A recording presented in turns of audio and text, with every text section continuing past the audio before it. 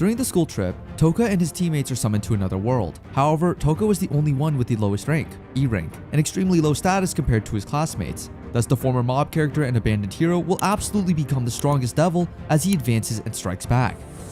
Mimori Toka is staring at what is probably inevitable doom for him. He runs away from danger, but the monster is in pursuit. Lots of thoughts race through his mind, but none more than the obvious question. How exactly did he end up here? He remembers vividly. Who would forget the day that his class was summoned by the goddess Isis? She had previously summoned the class to a whole new world. She calls them chosen beings and says they are chosen for the task because they are heroes. But then, before she lets them do the task, she carries out a little task of her own. Based on the results of the aptitude test she made the class take, one person must be eliminated. Mimori Toka is the one who is called out. He's to be disposed of immediately. Toka barely has time to react before the goddess explains further. She tells them that they were summoned to the other world to defeat the demon lord. They needed to take the test so they could determine who is strong enough. There are 6 ranks available from highest to lowest: S rank, A rank, B rank, C rank, D rank, and E rank. The whole class took the aptitude test, but Toka is the only one with an E rank result. The goddess concludes that he would probably slow the higher ranked heroes down, and that's why she chose to get rid of him. Desperately, Toka pleads with the goddess for mercy. While he understands that he's never been the major character in a play, he still argues that disposing of him would be a terrible decision. He also points out that disposing of him would mean she would dispose of anyone the moment they aren't needed anymore. He expects that this would rile up his classmates and that they would argue in his favor. If only it were that easy. Toka's classmates are indifferent to what the goddess said. After all, they're not E-ranked warriors and it doesn't affect them. Toka just about loses all hope before someone finally comes to his rescue. Ayaka Sogo, an S-rank hero. Sogo argues that he shouldn't be disposed of as he never decided to become an E-rank hero. Toka is comfortable thinking everyone would surely be on his side now. It's a shocker when Vices sends the class leader flying with one move and then accuses Toka of affecting an S-rank warrior's mind. And just like that, the entire class begins to reject and make fun of Toka. It's almost as if they weren't classmates some time ago. The ruthless goddess rounds Toka up and is about to dispose of him. She asks for his last words. Toka, after a moment of anguish, defiantly raises his middle finger at the goddess, and so she disposes of him. Sometime later, Toka wakes up in what seems like a cave. He's still alive but is confused about what to do. Then he recalls the goddess talking about skills. She mentioned that everyone was given skills the moment they came in. He opens the status window to check his skills. Unfortunately, he doesn't realize the danger just behind him.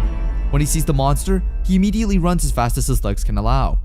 The initial plan is to locate others that were disposed of and form a group with them. He gives up on his plans when he notices the skeletons lying around. So, he was put here to die? He checks the status window to see if any skill can save him from death. His current skills are sleep, paralysis, and poison. These are all level 1 skills, no wonder he was thrown away. As the monster approaches, he looks away and attempts a last gasp attack, using paralysis. It works as the monster is rooted to the spot. His skills don't seem so bad now. He even uses poison, which also works on the monster. After 1 hour under the poison, the monster dies. Taking the skeleton's coat, Toka decides to get stronger and explore this new world. After all, he has a point to prove and a certain goddess to take revenge on. Time passes, and the revenge-seeking Toka finally starts to get the hang of the labyrinth. With his paralysis skill, he doesn't even have to come up close to the enemy. The only problem is that when they attack in numbers. Whether in singles or multiples though, Toka manages to defeat every monster that crosses his path. As for his abilities, he has successfully analyzed each of them and found a few things. Paralysis and sleep only last 1 hour, poison lasts till death, and the range of using these abilities is as long as 20 meters. He remembers the stats and realizes that he's leveled up. After his last battle with the monster, he feels a lot stronger but must check for himself. Then, Toka starts to think. He thinks about the ruthless goddess that condemned him to his fate. The more he remembers her, the angrier he gets. Even further down his train of thought, he remembers his parents and how badly they treated him. The neighbors couldn't even help him because his parents always seemed to be lurking around. Come to think of it, this isn't his first experience with hell. His entire life has been hell. Toka shrugs it off and is drawn back to reality. He realizes that his paralysis effect is running out of time. Then he has an idea. What if one combines sleep, paralysis, and poison effects? He decides to test it out and it works. This means he can now just stand still and finish off his enemies. As long as they are within his range, with his recent discovery, all the monsters start to look like bonus experience points. His parents, Vices. Toka can't stop thinking about people who don't deserve to live. Since they tried so hard to kill him, he resolves to train harder until he's faster and stronger. He checks the status window after it notifies him that he has leveled up. Looks like his skills are up to level 2 now. Toka ventures deeper into the labyrinth, also called the Ruins of Disposal. He stumbles across a big book which he glances through. Something captures his interest there. It's a page that says, "Beware of the Soul Eater." Could that be some sort of monster? Even without that page, the book seems so beneficial that Toka decides to take it. He asks for permission from the old sage, who would have replied if skeletons could talk or were alive at least. While looking for the exit of the labyrinth, he finds a safe room. It doesn't feel comfortable, but he has no choice. He needs a way out as soon as possible, and he's also running low on food. This place looks like a man-made design structure, unlike the rest of the ruins. Toko wonders just how much time must have passed on the outside. He wouldn't have survived without his skills, no doubt about that. His skills keep growing day by day, and the more they grow, the more the things they can do increase. For example, his sleep paralysis and poison skills can now be used to target multiple opponents at once. As long as he can visualize opponents, he can use his skills on them. The only problem is when they attack through his blind spot. Then again, his instincts seem to be heightened after facing opponents that attack blind spots. Speaking of heightened senses, it was all he could do to dodge an incoming sting from a giant monster scorpion-like tail. It's not just a giant, it's also an undead with rotting flesh. Would his skills even work against this monster? Only one way to find out. It's almost as if he's enjoying this. Meanwhile, outside the ruins, there's one person in particular who misses Toka. Kashima Kobato remembers their good times. She remembers they once took a stray cat to see the vet. Here she confessed to being a weak coward, and Toka cheers her up, saying that being a weak, kind person is much better than being a scary maniac. Kobato is rudely interrupted by Ikasaba Asagi and what looks like her gang. Asagi tells them that S and A ranked heroes can do whatever they want. She suggests that the rest of the class form groups to increase their chances of survival. Of course, she doesn't fancy D-ranked Kashima that much. She just needs her beautiful body to attract boys that would protect them. Quite the plan, I must say. Asagi reveals that she's not trusting the goddess to send them back home. After all, the goddess selfishly abducted the kids without prior notice. She leaves Kashima alone to ponder about Toka, and whether she needs to stop being such a kind coward. Meanwhile, Toka is reading the sage's book back at the ruins. He learns that his name was Angelin Berthrad. He was called the Great Sage by some and Dark Hero by others. He was sent to the ruins because he had become an eyesore to the ruthless Vices. That means that the labyrinth isn't a place to dispose of E-ranks, but also to dispose of those who inconvenience her. This lady is pure evil according to Toka. He sets back out, remembering he always wanted to be a kind person. Yet here he is, killing so many monsters and not caring. He sees a door and concludes that an exit should be close by. He manages to find an exit, but just in front of it is a gigantic head that looks asleep. Toka has played enough games to know that this is usually a trap. He reads the statue's skill, something he learned he could do recently, and found out that it's a very powerful one. So he decides to attack from distance with paralysis. Before he can call out the move, the statue sends a beam that he barely dodges. Wait a minute, this guy is no ordinary statue. He's the Soul Eater. Toka hides in the corner to analyze the situation. Every time he's tried to use his skill, the Soul Eater used his beam first. It's almost as if his moves are being predicted. For sure, the Soul Eater must be the boss of the labyrinth. Since he can't use skills without talking, he contemplates going back and getting stronger first. But that would be difficult because he already wiped out most of the monsters there. Toka briefly contemplates giving up, but immediately he thinks of the ruthless goddess and he changes his mind. The Soul Eater is releasing something that looks like slime from his mouth. Wait a minute, the slime is taking shape. It transforms into all of the victims of the goddess and the Soul Eater. Now that's just emotionally sick. The Soul Eater seems to be enjoying Toka's look of horror as the man looks beaten already. Toka paralyzes them, but he refuses to do any more than that because they're his fellow victims. The slime humans slowly break out of the paralysis and approach the horrified Toka. Toka calls out for help, and as a means of taunting him, the Soul Eater glides toward him, unguarded. Big mistake. Immediately he sees an opening, and Toka paralyzes the Soul Eater and all the slime humans. All his act was a charade, and the cocky Soul Eater fell for it. Toka is far from being broken, and he proves it by releasing poison to the horror of the Soul Eater. It struggles to set itself free from paralysis, but is only exposing itself to extra damage. Toka stays to see the end of it. Once paralysis is about to end, he uses the sleeping skill, just to make sure the Soul Eater stays put. Finally, the system notifies him that he's leveled up. This must mean the Soul Eater is dead. Toka looks on in pity at the entrapped souls he must have hit. Something amazing then happens. The Soul Eater opens its mouth and releases all the entrapped souls. The souls thank Toka for defeating the Soul Eater and other monsters that killed them. He even sees the soul who owned the coat he's currently wearing. He offers Toka some gems which he hid before his death. Toka looks further and sees a man whom he recognizes as Anglin, the Great Sage. He doesn't hear what Anglin tries to say for some reason. Then the souls come together and fade away. They leave with one plea. Please, defeat the goddess. He's not under obligation to grant that plea, but he was going to try anyway. Finally, Toka steps out of the labyrinth and into the sunlight. It's a nostalgic feeling. On that day, a piece of information would spread throughout the continent. In the far northern reaches, home to countless demons, the great demon emperor's armies had begun their march to the south. The cornerstone of the north, the kingdom of Magnar's pride, the great fortress Nightwall has fallen. Each country was forced to plan their countermeasures, and the kingdom of Alien, headed by the goddess Vices, was no exception.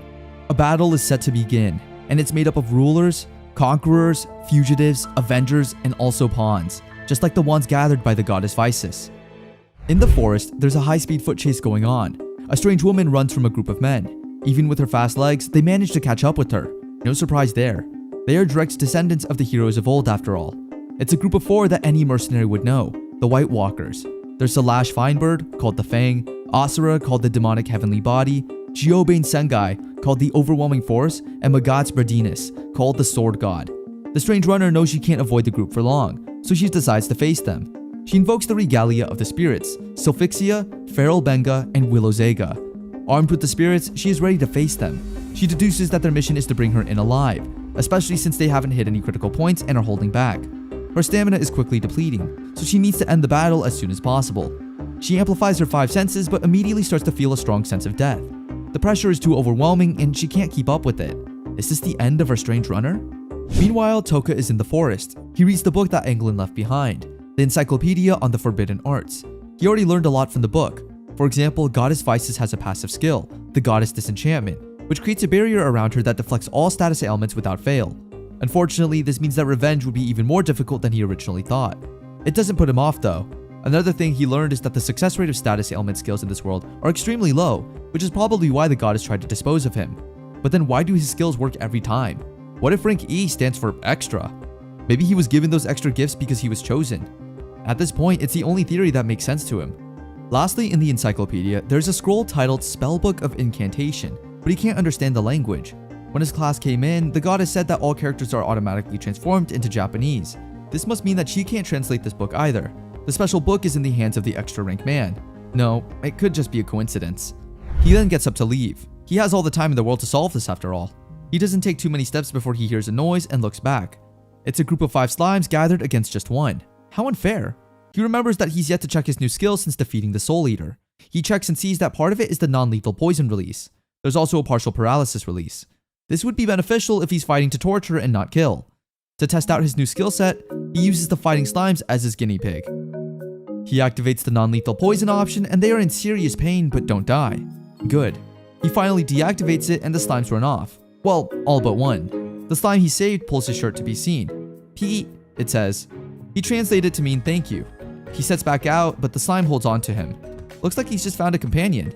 Since the little monster doesn't exhibit bloodlust, he allows it to stay.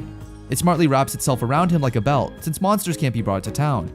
Monsters have a detection skill. Maybe this relationship could prove beneficial.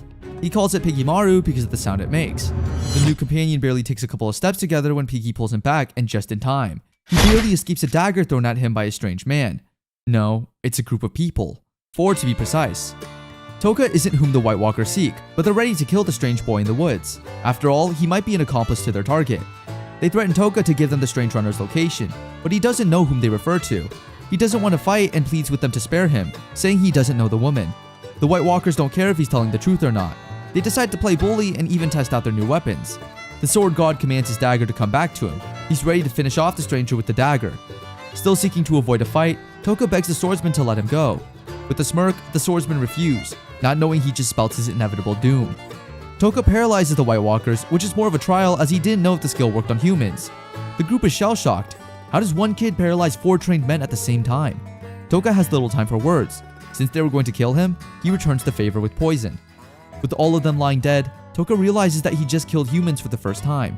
Yet he doesn't feel anything. Is it because they were scum or were trying to kill him? Whatever it is, he has no reservations about taking human life now. He picks up their coins. After all, money is needed by the living and not the dead. Then he feels something. It's a huge pressure coming from the direction of the bushes, and Pigimaru feels it too. The White Walkers mention something about a woman. Well, you can't be too careful. He sends Pigimaru to bait her from the other side. With Pigimaru there, the killing intent vanishes and the strange runner cannot detect anyone else there. That's when Toka immediately paralyzes her. He senses that she doesn't have killing intent and asks her if, unlike those guys, she's capable of civilized talk. The strange runner is surprised and relieved. She must have thought she was captured by a White Walker. Toka discloses that he's not from the area. He asks for information about the area and the closest village to it. With the help of the spirits, she can tell that he's not lying. He notices that she can't talk under paralysis, so he frees her mouth. During the conversation, he confirms that she's the one that the White Walkers were after. On the other hand, she's shocked to learn that he encountered and killed the White Walkers. Who is this guy exactly? She insists that they're not enemies, and to prove it, she lets him unmask her. In return, he drops his guard and releases her from paralysis.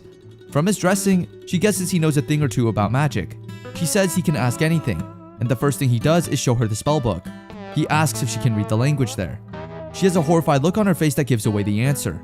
She surely knows something about the language and its meaning. Who exactly is this strange woman, and what does she know? He shows her the scroll that the Great Mage had written himself, containing information unknown and out of the reach of the goddess Isis. He wants to know what this writing says, especially if it's something able to rub the goddess's face in the mud, given that the Great Mage wasn't really on good terms with her all his life. I mean, she did throw him into the ancient ruins area where Toka was disposed of. Unfortunately, after giving a glint of hope as she wore a face that implied she was familiar with the characters, she didn't have a clue how to read, decipher, or explain the scroll. There was something she did know, someone who could read the scroll. There's a woman banished from most of the land for her unknown and otherworldly magic, popularly known as the Forbidden Witch. She should be able to understand the characters in the scroll as she may practice or have dabbled into the same clear magic the Great Mage was disposed of for. The Forbidden Witch lives in the Great Historic Ruins, but getting there will prove quite arduous.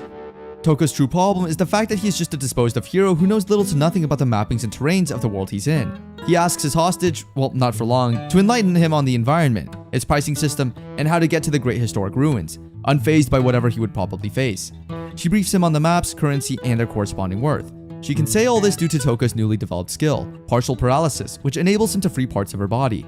After an informative conversation, he frees her from paralysis and soon heads off to the nearest town called Mirizu with Piggymaru.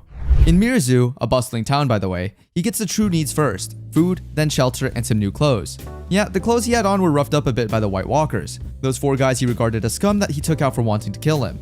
The food in this world is exceptional, and Toka blesses his taste buds with this new feel until he is satisfied. Before getting to where he's going to lay his head at night, he looks out for information, and there's no better place for gathering information than a bar. At the bar, he gets to know about the heroes and organization of the country's leadership, the different nations, and the alliance against the Demon King. A gist that piqued his interest was one where Goddess Isis is mentioned, and due to his undying zeal and desire for revenge, wiping the smirk off the goddess's face, he listened carefully as they mentioned the resistance to the Demon King, the undefeated Beauty King's shining army, Magaruno White Wolf Knights, Yodona's nation's holy extermination force, and this country, Uruza's Magic Knights.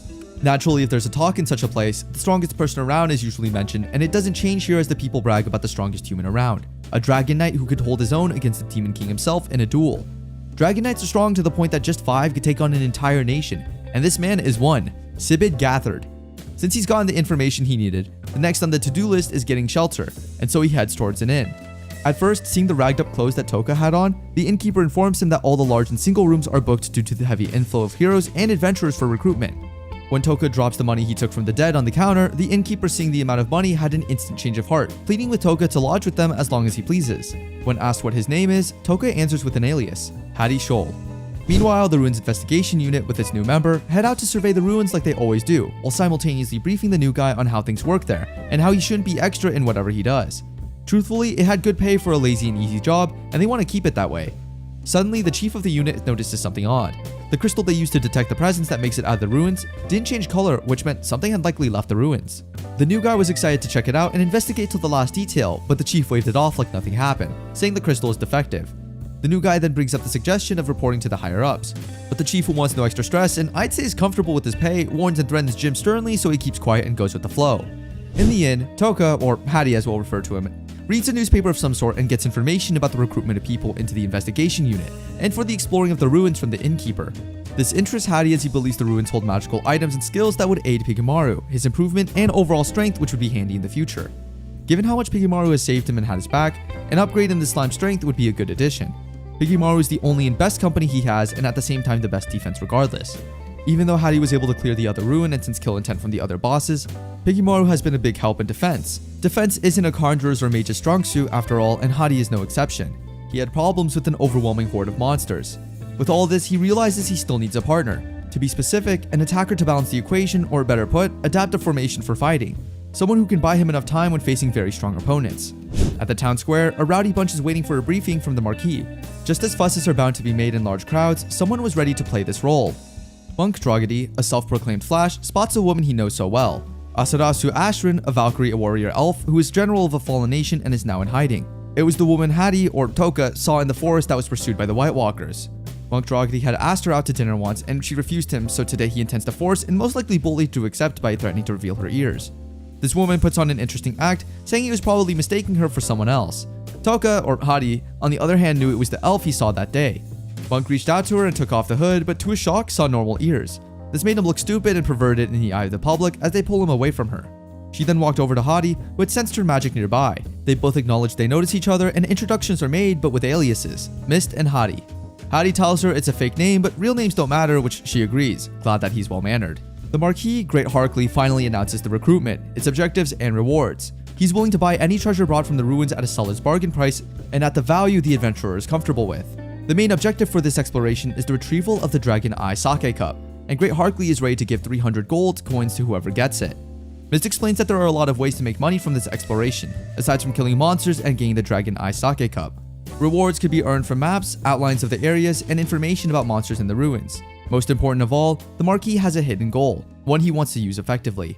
By recruiting random members of the public and adventurers, they sacrifice their lives to get information, valuable information, and the map of the whole area. With this information at their disposal, it will be safer for the Marquis' men to go in and explore without any death.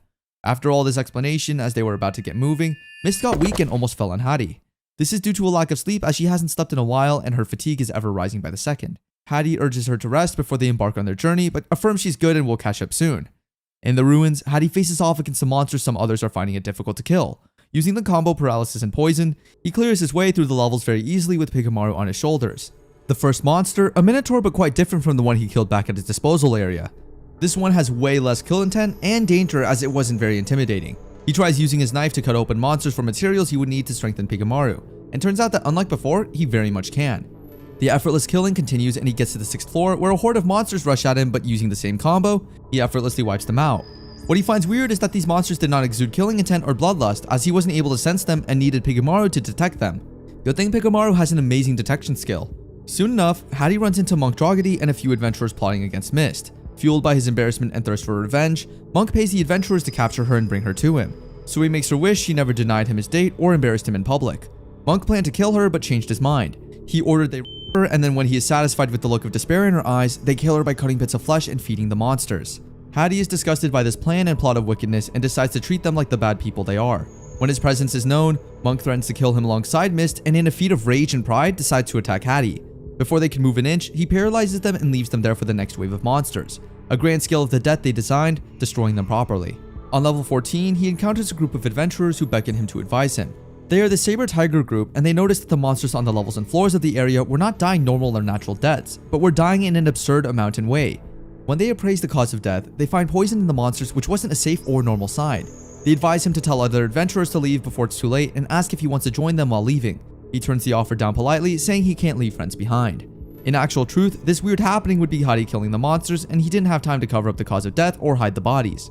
He also didn't like the attention this might get him, but in this particular case, it's favorable for him as there's no struggle for the Dragon-Eye Sake Cup.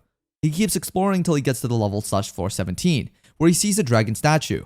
Just like the Soul Eater, Pigamaru could sense its kill intent, and before it could attack, Hadi paralyzed and poisoned it, killing it in one attack. The cup is revealed, and as he is about to carry it, he is stopped and ambushed by Mist unintentionally. They both withdrew their weapons when they saw each other. He hands her the cup for his good reason of not standing out, and because that wasn't his main goal, it was a secret passage which he searched for and opened up. Mist feels indebted to him as it was not an item you just get for free. She offers her body and soul to him, but Hadi refuses, as he never wanted a master-slave relationship. She suggests that she follows him through the passage and protects him, and Hadi agrees under some conditions. The first, she would brief him on the conditions of nearby countries. The next is that she doesn't tell the Marquis, keeping this a secret, and the last is she asks no questions about his personal life.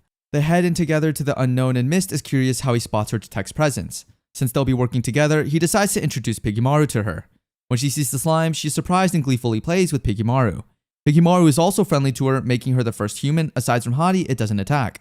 I guess ladies always love pets, even pet slime. Soon enough, they find a golden eye monster. This is a sign that the habitat is close by.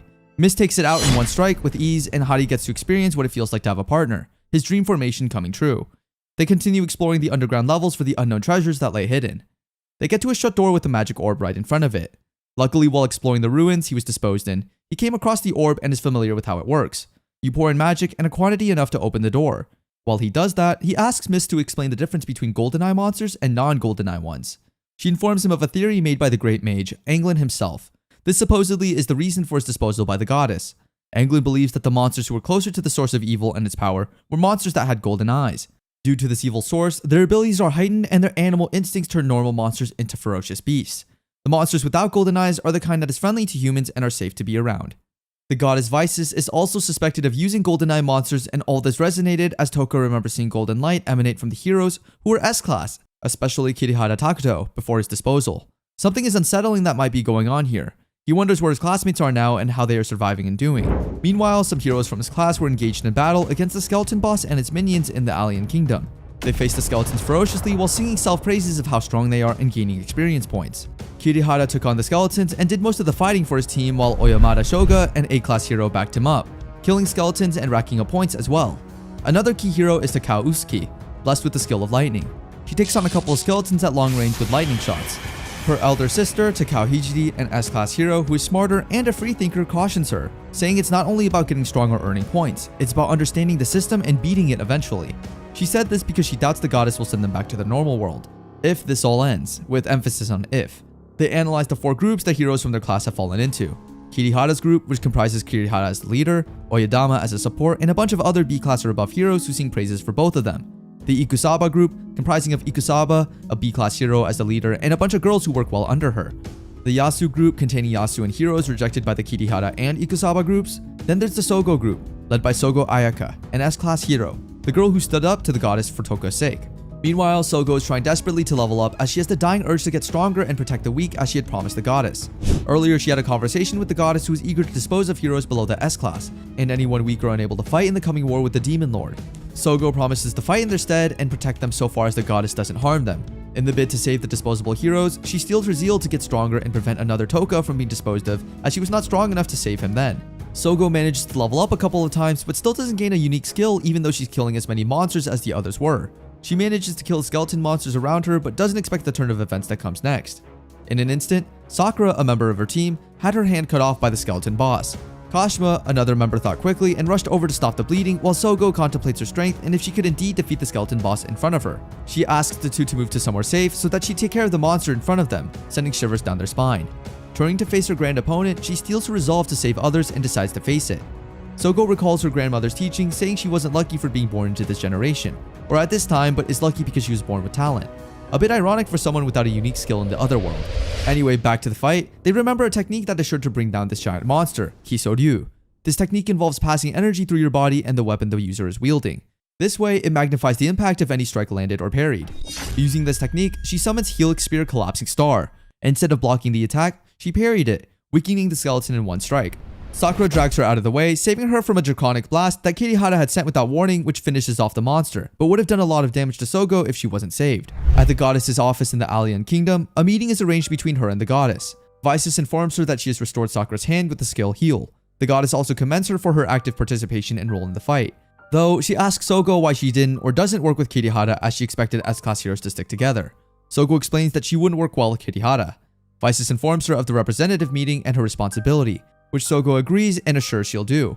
The goddess gives a fake smile and approval as Sogo leaves, but it turns sour a second after, showing true intentions. Meanwhile, back at the Great Historic Ruins, Hattie tries to talk Mist into sleeping as her fatigue levels have risen so high. After much admonishing, she finally decides to lie down but doesn't sleep, forcing Hattie to use the skill, Sleep. As she sleeps off, the transformation magic she used to hide her true appearance starts to fade away, showing off her true form, as the Valkyrie elf Asurasu Ashrin. Siras wakes up and is shocked by the form she sees. She's now exposed and has some explaining to do. Luckily for her, he has no intention of exposing her secret. Toka explains his side of the story, how he felt concerned for her and had to make her fall asleep. Falling asleep made her genjutsu fade, as it needs to be consciously controlled. She tells Toka how she borrows the power of the spirits by offering them her desire to sleep. She can change her appearance with the help of the light spirit, tell if someone is lying with the help of the wind spirits, strengthen her weapons with the help of the ice spirits, and can generate armor and equipment by combining all of them. She had to change her appearance because the White Walkers were after her. Toka notices that she doesn't bother to revert to her previous form. This must mean she trusts him now, and so he lets out a secret of his own. My real name is Toka Mimori. He says he wouldn't tell if she doesn't. He also assures her that they are equal. She isn't his servant and shouldn't be so humble around him. Now that she's well rested, they hope she can fight at full strength. Toka and Saras didn't need to wait so long for a test. They soon encountered the Skeleton King, the boss of the ruins. Saras uses the spirit's power to increase her danger detection, and then she bravely goes in to face the monster. With the Skeleton King occupied with Serasu, Toka can get close to it and utilizes paralysis and poison skills. Once that happens, the monster is no match for them.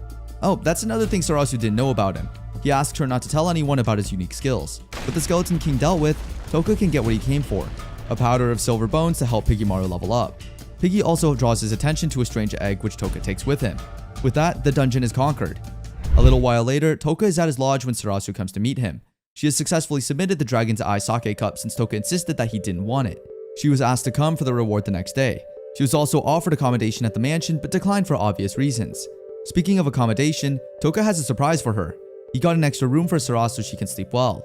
She wants to reject it but is tempted by the idea of a good shower after a long day. Sometime later, Sarasu is taking advantage of the accommodation by using the showers. Elves don't have strong body odor, but this is still helpful. She thinks back to her time in the Nea Holy Kingdom. She was so beautiful and every man desired her. That's not something she liked, so she never truly interacted with men. She thinks back to what prompted her to leave the kingdom. The princess, Cattleya, asked her to leave the kingdom because she cannot protect her any longer. For someone that is the captain of the Holy Knights, she should be the one giving protection. But the princess tells her that the Bakosu kingdom will conquer the country soon. Then she wouldn't be able to protect Saras from the men desiring her beauty. Now under her bed covers, Saras can't help but think about the similarities between Cattleya and Toka. They are completely different people, but something about them feels so similar. Since she escorted him to the dungeon, Toka offers to reward Saras. It's a stone of high value, or at least he thinks so. Saras recognizes it to be an Azure Dragon stone, with an even higher value than the Dragon's Eye sake cup. She refuses to accept the reward because of its high value. In reality, Toka got the stone from the victims in the abandoned historic ruins. An Azure Dragon stone is produced by an Azure Dragon, which is a legendary creature of frightening strength level. A little while later, Saras leaves to collect her reward for the cup. The companions agree to meet up by 1 o'clock, as she should be done collecting the reward by then. She leaves for Marquis' mansion while he sets out to do his task. Using the materials gotten from the Skeleton King, he seeks to formulate an enhancement drug for Piggymaru. After a little while of mixing and preparing, the drug is ready for testing. Piggy reacts so violently to the drug being given that it damages most of the room they stay in. Toka can only get off the house owner's back when he promises to pay for damages. On the bright side, the experiment is a success according to the book. All that remains is a battlefield test. It's well past the agreed time for Saras's return, and Toka starts to get worried. Did something happen to her? Has she taken advantage of his kindness and now left him? Both he and Piggy cast that thought aside almost immediately. Then again, he gave her the Azure Dragon stone in the morning. She claimed to know how to convert the stone to money. Maybe she selfishly wants it all to herself. He sets out to begin his investigation. Before he leaves, he overhears people discussing the woman who found the Dragon's Eye sake cup. That's Saras. He eavesdrops on the conversation and finds out that her identity was truly exposed. According to them, a magician famous for breaking genjutsu happened to be in the mansion. He broke Saras's genjutsu and everyone noticed that she had the exact face of the previous head of the Holy Knights. The men say that Saras managed to escape to the Dark Forest, but a huge bounty is placed on her head. Before he leaves for the Dark Forest, Toka hears something that would send shivers down the spine of the ordinary man. The Marquis sent his mercenaries to capture Saras. This group is not made up of ordinary knights though. They're rumored to be the strongest knights in the world, the Black Dragon Knights. The Black Dragon Knights are said to be strong because of their abilities, but even more so because they are led by the man in the white armor, Isekai'd, the strongest human. As Saras Ashrin runs for her life in the Dark Forest, she can't believe her misfortune. A magician famous for breaking genjutsu just had to be at the mansion. She also thinks about Toka and Piggy and how they must think she betrayed their trust. But even more importantly, she has the Black Dragon Knights in hot pursuit. As expected from such a famous group, she can't shake them off. She has no choice but to face them. The Black Dragon Knights are the world's strongest knights. The ones who command the knights are the mighty 5 Dragon Warriors. Together with the 5 Dragon Warriors, the Hero Slayers are very popular throughout the mainland, but there's one who stands above them all. He makes the Black Dragon Knights the strongest in the world. He isn't an illegitimate child of the gods. He isn't one of the heroic blood's lineage, nor is he a hero from another world. He is simply a human being who has reached the top and become the strongest. He's rumored to be as strong as an entire country's military force. He is humanity's strongest, Isekai'd. The Black Dragon Knights are split into different teams while searching for Saras. Team Oben spots their target in the forest. They have orders to kill her, but Sivit is intrigued by how strong she could be. Meanwhile, Saras can sense that she's being watched. Even if she manages to defeat the rest, she knows that she is no match for Sivit and that makes her tremble. But she doesn't give up. With her sword, she brings down 1 knight and then 2. She is a little worn out, so she doesn't sense an incoming knight in time. She can't dodge the attack, but manages to block it and prevent a critical hit. This knight is Kizun, one of the 5 Dragon Warriors and the vice captain of Team Oben. Kizun would be beatable on a normal day, but Saras is unable to use the light spirit power for now, due to the genjutsu being forcefully broken. This means that her weapon and energy level are much lower than normal. As a result, Kizun toys with her in the fight and is finished in no time. With the beautiful warrior helplessly tied to the ground, Kizun cannot control his lustful desires and attempts to forcefully lay with her. Already weakened to her bones, Saras battles in vain to save her dignity, but Kizun overpowers her.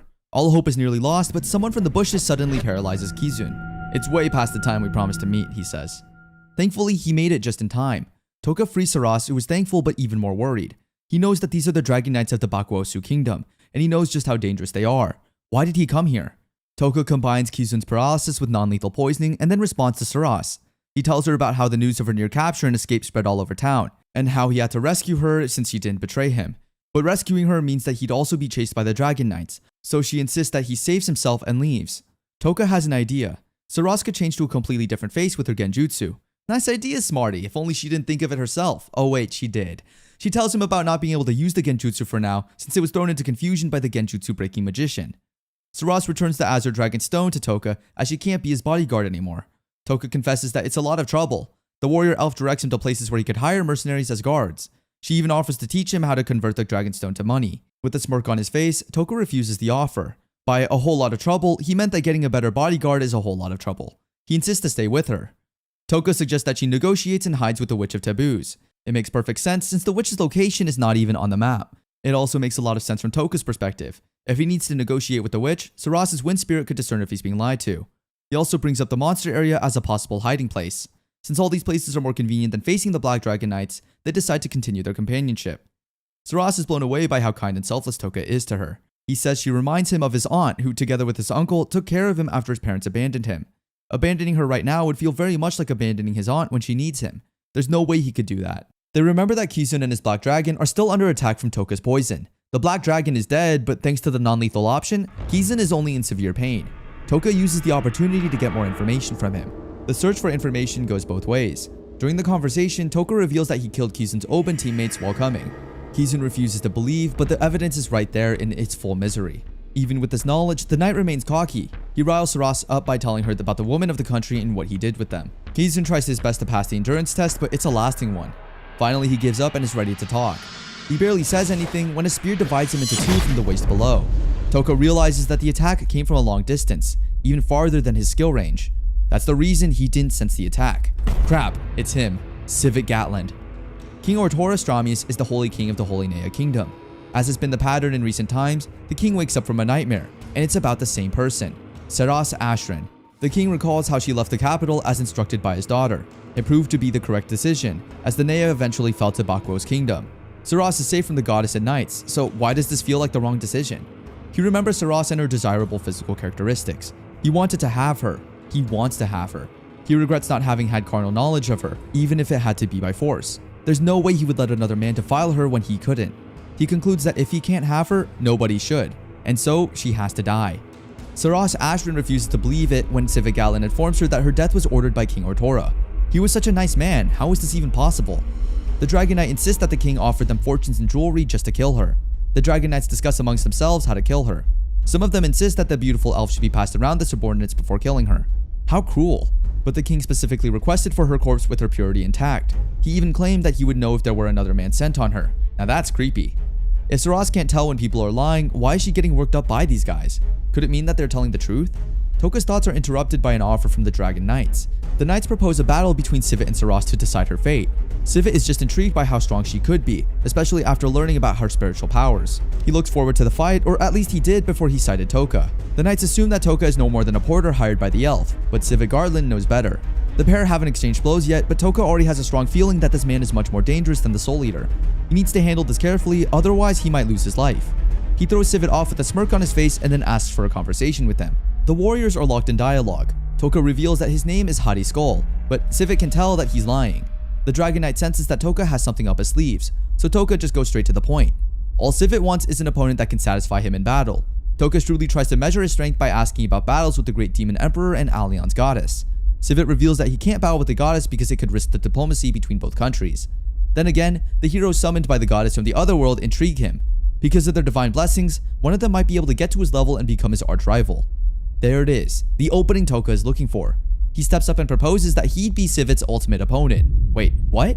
He baits Civet by revealing his true name, and that he's one of the heroes from the other world.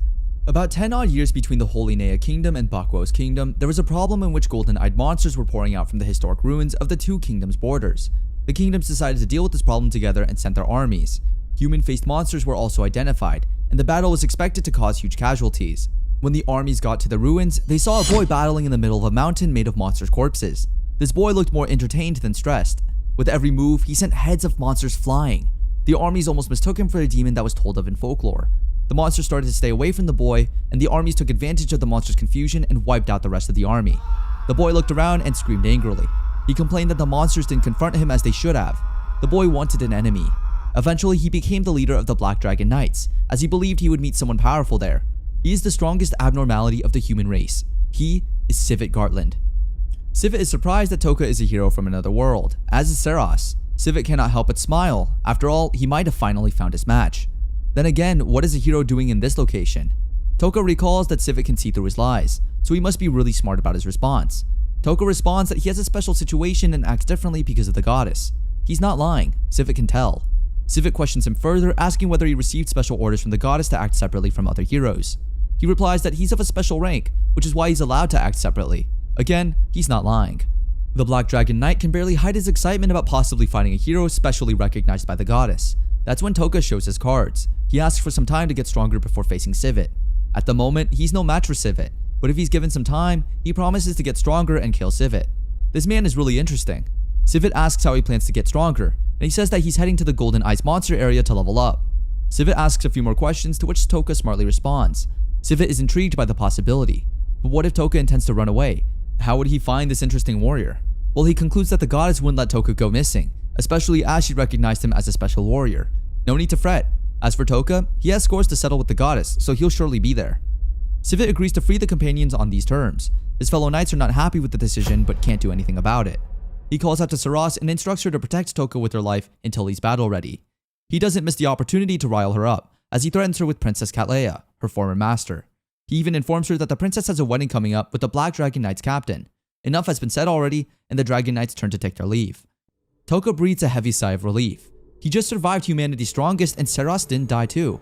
And even more, he was able to get close enough to put Civet in his skill range. With his guard down and back turned, it's now or never.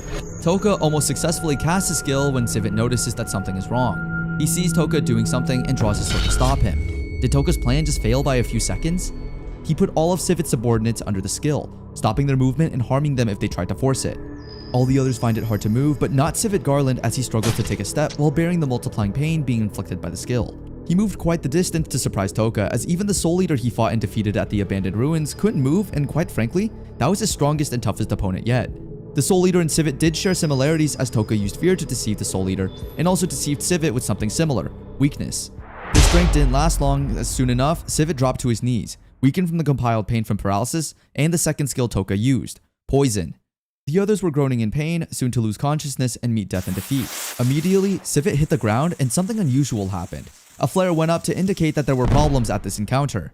Originally, the flares were meant for members of the Kingdom's Knighthood or the other Black Dragon Knights to use as a signal to Civet that someone strong enough to defeat a Black Dragon Knight had been encountered. Given that such a person is considered a threat, they wouldn't be allowed to escape by killing one knight. Hence, Civet appears at the point of battle to destroy any such opponent. Since Civet is the one down and gradually dying, the Black Dragon Knights show up almost immediately, as Civet had probably asked them to chill somewhere while he handles the situation. Talk about a considerate and charismatic leader. Back to the story, the Black Dragon Knights show up, and Civet, who surprisingly has enough energy to shout out orders them to kill Toka and Saras, but from a distance, as he had experienced firsthand what Toka can do at close range. The fact Civet could even shout at this point was very impressive, just to be expected from the man nicknamed Humanity's Strongest. Toka has solutions to the range problem for paralysis and poison skills, which is he combines with Piggymaru. The enhancement effect from borrowing power from monsters enhances his skills. On connecting with Piggymaru, wearing the slime-like outer coating, his skills increase as gel sprouts from Piggymaru, containing the skill itself. Upon contact with the target, it initiates Toka's attack with an amplified effect. Though this form uses a lot of MP and mental strength, it is an effective means he will use to attack the knights and the dragons they flew on. Next, he faces the knights with Piggymaru on his shoulders, sending attacks at the knights. They try to cut off the slime, but even though they did, the point or surface of the slime is where his skill activates. Hence, there's no way out for the knights, and with this, Toka plans to destroy them all.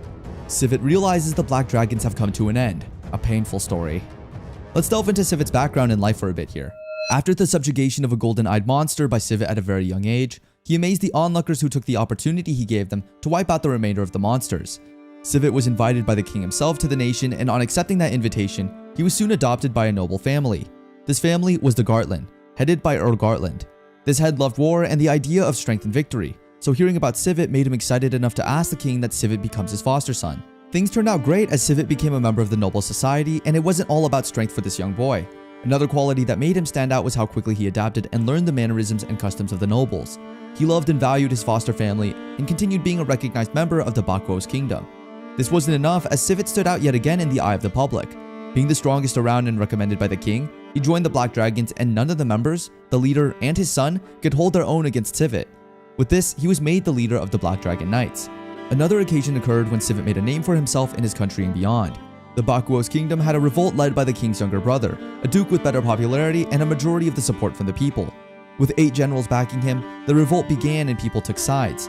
Even members of the Black Dragon Knights sided with the duke, as it's only logical to side with the winning side, so it seemed. Civet, alongside the Gartland family and former leader of the Black Dragon Knights, sided with the king. During this war, Civet single-handedly killed all the generals and ended the whole war all by himself by killing the king's younger brother. Yet again, in search of something or someone that could match his strength or likely overpower him, he journeyed into the ruins and the kingdom in search of a monstrosity that could prove a hard time. 2 months passed and no sign of Civet. The masses had given up their celebrated hero, and the king regretted allowing him to go into the ruins. 2 weeks later, Civet, humanity's strongest, resurfaced with treasures as souvenirs to the king, but with a gloomy face. He had realized he was too strong and life and battle had gotten boring. As fate would have it, to aid his nefarious plans for the Black Dragon Knights, he unlocks a couple of new abnormal status skills that enable him to handle the knights in the cruelest way. The sleep skill increases to level 3 and new ones like Berserk, Dark, and Freeze. All skills that he would test out, excluding the last so it doesn't affect the combo skill of Paralysis and Poison. He was running low on MP pretty fast thanks to the connection with Pigemaru, and it would prove difficult if Civet were to break out of the skill. Toka couldn't deny the fact that he wouldn't be able to face Civet one-on-one if that were the case.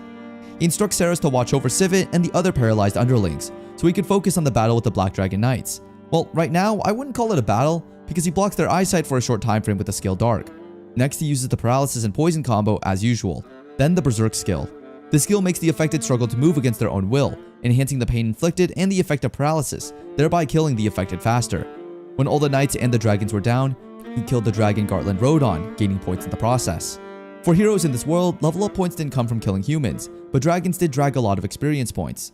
Ceres, who had a front row seat to all the action with little to zero participation, was in awe of how enhanced his skill was when he connected to Pigemaru. She was also surprised that he was a hero, and a special one at that, given his case. They both get to find out in this discussion how similar they were as Toka affirms that he wouldn't return her to the goddess Visis, who, by the way, was hunting her and thinks Toka is dead. Borderline, they both hate the goddess with their guts. He also compliments her for staying alert and helping him concentrate, even though she feels deep down she didn't do much. I kinda feel so too. They talk about a reward and Ceres feels unworthy of it, till she does something deserving. All this talk was happening simultaneously with the knights and Civet waiting for Death's final call. Most have consciousness, but the truly strong of the strong, Civet held on to his for a little longer. I guess it's one of the downsides of murder by poisoning. Minds could be changed during the wait. Some might chicken out, but not Toka. Soon enough, Civet's life nears its end and he asks what Toka is as he never expected such a sudden death. Toka bids him farewell as he loses consciousness little by little till he embraces the afterlife. He reminisces about a young Civet who trained to be stronger beyond limits. After watching Civet die, they journey most likely to the Golden Eye area to find more monsters to level up with. They then talk about the princess Ceres had left behind as well as the plans that the goddess had for the princess.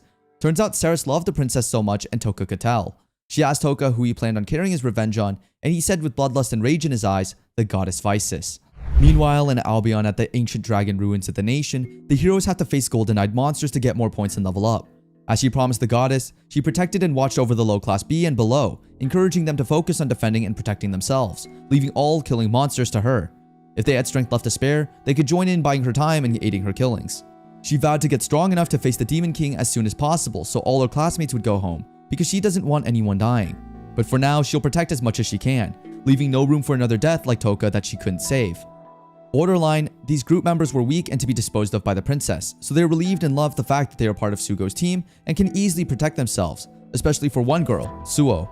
Sugo asked her if she could help protect the others as she's the only brave one in the bunch, even though her rank and class don't correlate. While Sugo tries to liven the spirits of her team members, the Yasu group walks in, and Yasu, its leader, went on to say derogatory things about the weak members of Sugo's team. He asks Sugo why she would want to team up with such weak classmates, as heroes below rank A are called white heroes, which are best put as mob characters or mob heroes. He then proposes they join forces together, which Sugo strongly refuses as she feels they would not work well together. After a short while, a wave of monsters shows up and this gives Yasu a great opportunity to show off his skills. He didn't waste any time demonstrating what an A-class hero could do. Using his special ability, Sword Eye of Black Flames, he obliterates the monsters and does this quite easily. It wasn't just Yasu that came with the big guns, as Sugo observed. There were the Takao sisters, who were S-class and A-class heroes, the elder and younger sister respectively. One sister with the ability to use lightning, and the other with the ability to make clean, concise, and precise cuts left a whole wave of monsters divided into two. One section with charred monsters, and the other with cleanly cut up monster corpses. All was done by the sisters without breaking a sweat, all because they had unique abilities. This was the one thing Sugo wanted that she so lacked, despite her hunting and killing monsters. This made her feel sad and left behind, more accurately described as being not strong enough to protect all she wanted. She watched the sisters from behind a wall, and not for long, the elder sister noticed her presence. She asked Sugo to show herself, remarking that she doesn't bite. Hearing this and sensing a warm invitation, Sugo comes out to converse with the sisters. They sense she's not looking okay and ask to show they care. Little did Sugo know that her worry for the lack of unique skill was evidently written on her face. The younger sister, Itsuki, asks her to take better care of herself and hurries off as her elder sister calls. Before she leaves, she hints to Sugo that her elder sister likes her. Sugo, wanting to confirm this, tries to ask but is interrupted by an answer, yes, from Ijiri affirming that she did have a fancy for Sugo. The group gets to the exit and meets a surprise, Oyamada fighting off monsters and showing off his power. The others compare him to a beast with bloodlust for killing. Seeing the B-class and below warriors, he takes the same route that Yasu took, insulting and asking Sugo why she brought weak members to hunt monsters with the Keihara group. Sugo yet again defends her classmates from the insults, hoping they all drop the power high soon. In an instant, the crowd is joined by Kirihara and a monster he was holding captive, torturing it so it screams to draw out even more monsters. After continuing this in what I have to admit looks like a very clever plan, Oyamada points out that it most likely wouldn't work, causing him to separate the monster's head from its body. A new addition, appearances, and faces never end as a new member joins the heroes. A strange woman with cat ears, instead of the goddess Vices herself. She introduces herself as the goddess's representative. She also informs them that she would be in charge of their safe return to the capital and their progression to the next phase of development, in the stead of the goddess and by her order. Oyamada, seeing her little structure and petite outline, bursts into a peal of insulting laughter, asking in a belittling manner if she truly thought she could order around heroes that are stronger than her. The representative, pissed at the foul mouth, accepts Oyamada's challenge as an invitation to fight, and decides to show him and the others why the goddess put her in charge. She calls out his name and remarks that he is the one with the foul mouth. This caused Oyamada to ask for her name, and trust me, I understand why he laughed. Her name was Nyantan Kikipat. Yeah, Oyamada wasn't wrong for thinking her name sounded like a cat. Kikipat decides to take this greeting and warning more seriously, and in one strike, charges at him, weakening him and causing him to fall to the ground. After undoubtedly showing how strong she is, she proceeded to tell them they'll be journeying to the royal capital for the next phase in preparation to defeat the Demon Lord. A few days ago, the goddess summoned Nyantan to supervise the heroes in her stead, as she would be busy due to the new movements the Demon Lord was making. She also chose Nyantan because of the loyalty she had to the goddess. To prove and reiterate the loyalty she had, the goddess asks her to lick her feet, which Nyantan did without hesitation. While in the ceremony of loyalty and reverence, a messenger came in with urgent news, apologizing for disrupting the goddess's meeting. On the go-ahead of the goddess, he informs her of the news and she began to think about Civet and how he would have contributed to the development of the heroes she intends to train. Soon her beautiful idea pops up and she dishes out orders to the messenger. He's to gather the 4 revered saints of the Alien Kingdom, the dragon killer from Uruza, the saber tiger group Toka ran into a while back, and Civet and the 5 dragon warriors. Nyantan informs the heroes that their dreaded and trying moments are near approaching, as they are likely to face the Demon Lord sooner than expected. Meanwhile, Toka still journeys to the Golden-Eyed monster area with his trusted company, Seras and Pigimaru. He enlightens her more on the dismissal as a hero, where the goddess disposed of him. Turns out the abandoned ruins were just directly underneath the forest they were traveling, and he also tells her about the origin of the Azure Dragonstone and how he got it, which is from the corpse of the great mage himself, Anglin. This left Seras to wonder why such an accomplished and great man would be disposed of. Toka presses on with his plans and goals for revenge, saying he would destroy anything that stood in the way of him and his revenge, even if it meant killing people to get to the goddess. He understood that this might not fall in line with Seras' moral code or conduct, so he proceeds to apologize. Surprisingly, Seras is unbothered about his thirst for revenge and offers her full body and power towards his cause. Owing it to the fact that she has no loyalty or relevance to the Holy King and that he saved her from the White Walkers and the Dragon Warriors, she felt indebted to Toka and gave him her undivided loyalty. She held him in high esteem as a savior, high enough to want to call him a title so she doesn't mistakenly address him by his name. They arrive at a village in the middle of a festival, and soon enough, Toka is invited by one of the townsmen to join in on the fun. Before he does that, he checks out the new options his skill, Sleep, has, resulting from the increase to level 3. He also managed to test out Freeze on his journey there. Back to the village and his festival, Toka picks a mask he's interested in. The townsman provides him with the story behind the mask. It's inspired by the tales of the King of Flies. The King of Flies was a demon of ancient times who had an absurdly strong army and was the harbinger of chaos. The king and his subordinates are popular from the way they died, despite being demons and evil. Toka takes a liking to this mask and the mask of the king's subordinates, as he wasn't supporting the goddess and kind of is aligned to the demonic side. After all, he does want the goddess to grovel and be devastated and full of despair. When in the changing room as directed by the masked seller, he thinks of what he would answer if anyone were to ask what he did. After a good thought process, he settled with the King of Flies mercenary corps, posing as a mercenary. Meanwhile, in the Magnar Kingdom, there's a round table meeting behind closed doors, where the world leaders, the White Wolf King of Magnar, the Queen of Janata, the Magister King of Aruza, and Alien's Armor King, including the goddess, sit to discuss plans for the brewing war against the Demon Lord. They also wonder who would have annihilated the Black Dragon Knights and even humanity's strongest. The goddess isn't sure of the Magnar army, which is at the forefront of the battle. She asked the Mad Emperor, Falcon Dotane, a distinguished Alien Knight, if she could count on him when the time comes. The leaders of the countries are locked in a very important meeting at Magnar. The goddess is there too. They discuss the death of the 5 Dragon Knights and how it has shifted the balance of the kingdom's security. But most of all, they strategize on what to do when the great demon appears. The root of all evil, as he's called, gives them no choice but to rely on Alion's heroes from the other world. This isn't because the heroes are much more powerful than anyone in this world, but because the people of this world can be affected by the demon's miasma. The miasma stops people from using their full power, and this also affects people from the hero's lineage and deities. This must be why the heroes were summoned from the other world. They weren't just wanted, they were badly needed. As it turns out, Alien is the only kingdom with the means to summon those heroes. The other leaders ask the goddess to explain the situation to the heroes and train them. After all, the one who takes responsibility will be given a huge reward. The Mad Emperor cuts in to ask about the legend of the God Killer, but that would only distract them from the point of this meeting. Vices formally informs the leaders that the Great Demon's army recently captured the Night Wall and is now on the move. If the countries don't ally, they would be wiped out for sure. The White Wolf of Magnar addresses the elephant in the room. Could it really be Seras Ashrain who killed the 5 Dragon Warriors? The leaders are smart enough to suspect that there's someone else behind the death of the elite group. They must find the person who did it, so this person can join in their fight against the Demon Lord.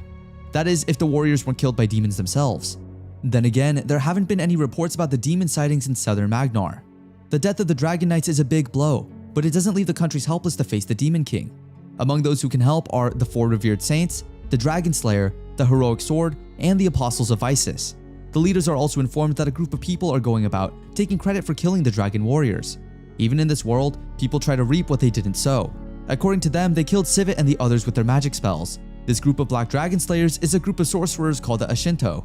Meanwhile, Mimori Toka and Seras Ashrain are finally in Urza's royal capital, Monroy. The first thing Toka does is hide Pigimaru. He might draw more attention to them. During their traveling period, Toka and Seras made a stop at 3 villages. Those villagers talked a lot about the death of the Dragon Knights and Seras' disappearance. Urza might be a little happy about the death of the Knights because the strong Knights of the neighboring country are gone. No matter what, they were still a potential threat. Toka asks whether the goddess's mediation is the only reason for Urza still standing strong. According to Seras, it's only one of the reasons. She tells him about the man from Urza named the Dragon Slayer. According to her, Urza hires the man even in times of peace, just so they can show off as they should. The Dragon Slayer is really strong, but there's no chance that he can drive out the Dragon Warriors alone. He's also rumored to be a lazy man that avoids conflict with the Dragon Warriors. Now that they're in town, Toka suggests that they get an inn for the meantime. Of course, they must get separate rooms, but Seras cuts in and suggests one room to save money. There's that tension again. After discussing it for a while, the companions decide to share a room. Toka registers at the inn as a mercenary who is yet to register with the Mercenary Guild. The man asks whether he's in town for the Blood Colosseum, and Toka plays along. After all, he'd heard stories about the Colosseum from Seras. Blood Colosseum is an arena where mercenaries and slaves kill each other. It's a bit similar to the Colosseum back in ancient Rome. It's managed by 2 organizations, the Mercenary Guild and Urza's Duke. It started as a means to evaluate warriors who wanted to join the Mercenary Guild, but currently it's more of an entertainment sport. That being said, the traditions remain the same. There are rewards for winning battles. Lots of mercenaries enter it to earn money. Famous warriors would also earn their owners through money, so they aren't sold off to the Mercenary Guild and remain warriors in the Blood Colosseum. Seras Ashrain is really like an encyclopedia with her knowledge of this world. It's a good thing she's with Toka. She also tells him a thing or two about the Mercenary Guild, a reliable organization for mercenaries who travel to many countries. According to her, the Mercenary Guild together with the Magician Guild is very influential in every country. The Mercenary Guild also has something to do with the Mills Ruins exploration. Speaking of Mills Ruins, Toka wants to investigate the black egg he found in the ruins. But according to Seras, non-royal capital citizens need a permit to access the library. He decides to wait till they get to the Witch of Taboo's place. Later on, the companions head to the bar for something to eat, but they also intend to hear a little gossip. Again, the people talk about the Black Dragon Knight's annihilation. Oh, this one again? Seras and Toka are settled until the gossips say that Seras Ashrain killed the knights. That's one way to get our Elfiers to stand even more. The other man argues that Seras died in the fight and that the ones who killed the knights are the Ashinto group. These guys again? They obviously just want to promote their magic spells. But then again, they should take credit. It'd get the suspicion off Seros's back for a while. Speak of the devil, eh? The Ashento group comes into the bar and starts to flex their newfound fame. They're the new talk of the town, and it looks like they enjoy it. Meanwhile, the people in conversation bring up the topic of one who hasn't been mentioned. According to them, there's one more person who might have defeated the 5 Black Dragon Knights. It's the Blood Colosseum's leopard, the strongest blood champion in Monroy. What gets Toka's attention is when they mention that she once met the Witch of Taboos. Quickly, Toka buys them more drinks and asks for information on this leopard. If there's one thing that gets a man talking, it's more drinks. They tell him everything they know. The witch is located in the Golden Demon Zone, and she's rumored to be a dark elf. As for the rest of the information, the leopard would know better. Toka sees that it's a good idea to meet this leopard, and he asks for a means to meet her. But it turns out that he doesn't need it. Isekai'd, the blood champion at that moment, walks into the bar. Fate could not have written a better script for Toka. Toka cannot believe his luck. This is his best chance to have a conversation with Isekai'd, the were-leopard and blood champion. But he must tread with caution. There's no way of knowing just how dangerous she is. He doesn't want to show his skills, so he tells Seros to be ready for anything. He goes over to the counter and offers to get Eve a drink, but she isn't in the mood for pleasantries, so he introduces himself as a mercenary named Hadi. She's gracious enough to introduce herself, but she can tell that he's not there just because she's a blood warrior. Toka asks about the location of the Witch of Taboos. Eve denies knowing the exact location. What she tells Toka is that she once wandered the Golden Monster area and might have died if someone didn't help her with magic. She joked that it was the Witch of Taboos, and apparently, the joke became a rumor and spread. She denies knowing the witch's location and also warns Toka that the Golden Monster area isn't for humans. Since he can't expose his skills in public, he goes back to meet and eavesdropping Seros. It's a good thing that Seros can tell when someone is lying because she immediately tells Toka that Eve completely lied about not knowing the witch's exact location. Okay, now they must get the information from her somehow. Later that night, Toka and Seros discuss how to get the information from Eve. Seros advises Toka to gather information about the warrior first. Then they might find something they could give her in exchange for the information. What they know for now is that the Blood Warriors need a lot of money to buy back their freedom. Well, as far as money goes, Toka has something of high value he could offer her. They call that Plan B. Plan A is to get information the next day at the Blood Colosseum. The next day, they spread out to ask different people about Eve. According to what they found out, Eve was originally a slave, sold to the Colosseum by a slave trader. At that time, the audience was starting to get bored with the fights, so the management introduced the were-leopard to spice things up. She seemed to know how to get the crowd moving, and she brought back excitement to the Blood Colosseum.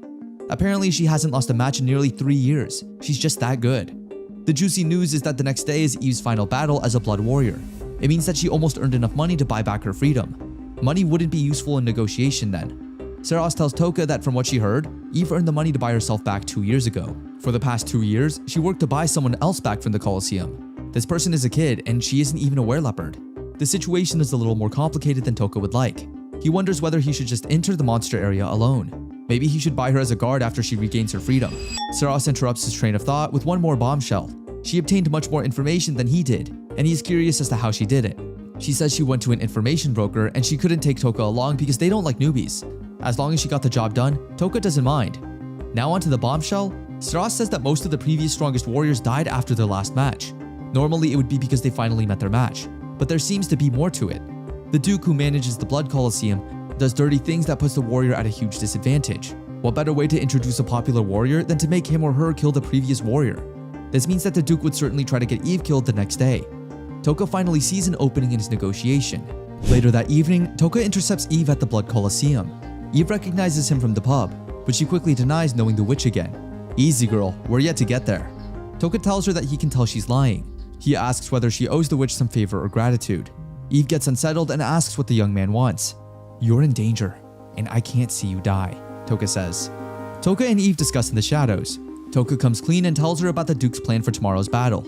Okay, stranger danger, why should she trust this man? He tells her that he must keep her safe because he needs information about the Witch of Taboos. Eve knows he can see through her lies now, so she can't hand over false information and leave. She asks for proof, but Toka has none. However, she knows that Duke Xuan can dispose of her. It's not a wild stretch. Toka suggests that she abandons the battle and escapes with the little girl she's planning to rescue. How does this man know so much? She gets aggressive at the mention of the girl, but Toka assures her that he has no wicked intentions. As for tomorrow's battle, she insists on seeing it out. She must buy her freedom by winning the battle, or else the Duke would chase her to the ends of the earth. And in that case, the Mercenary Guild would get involved and try to collect the bounty placed on her head.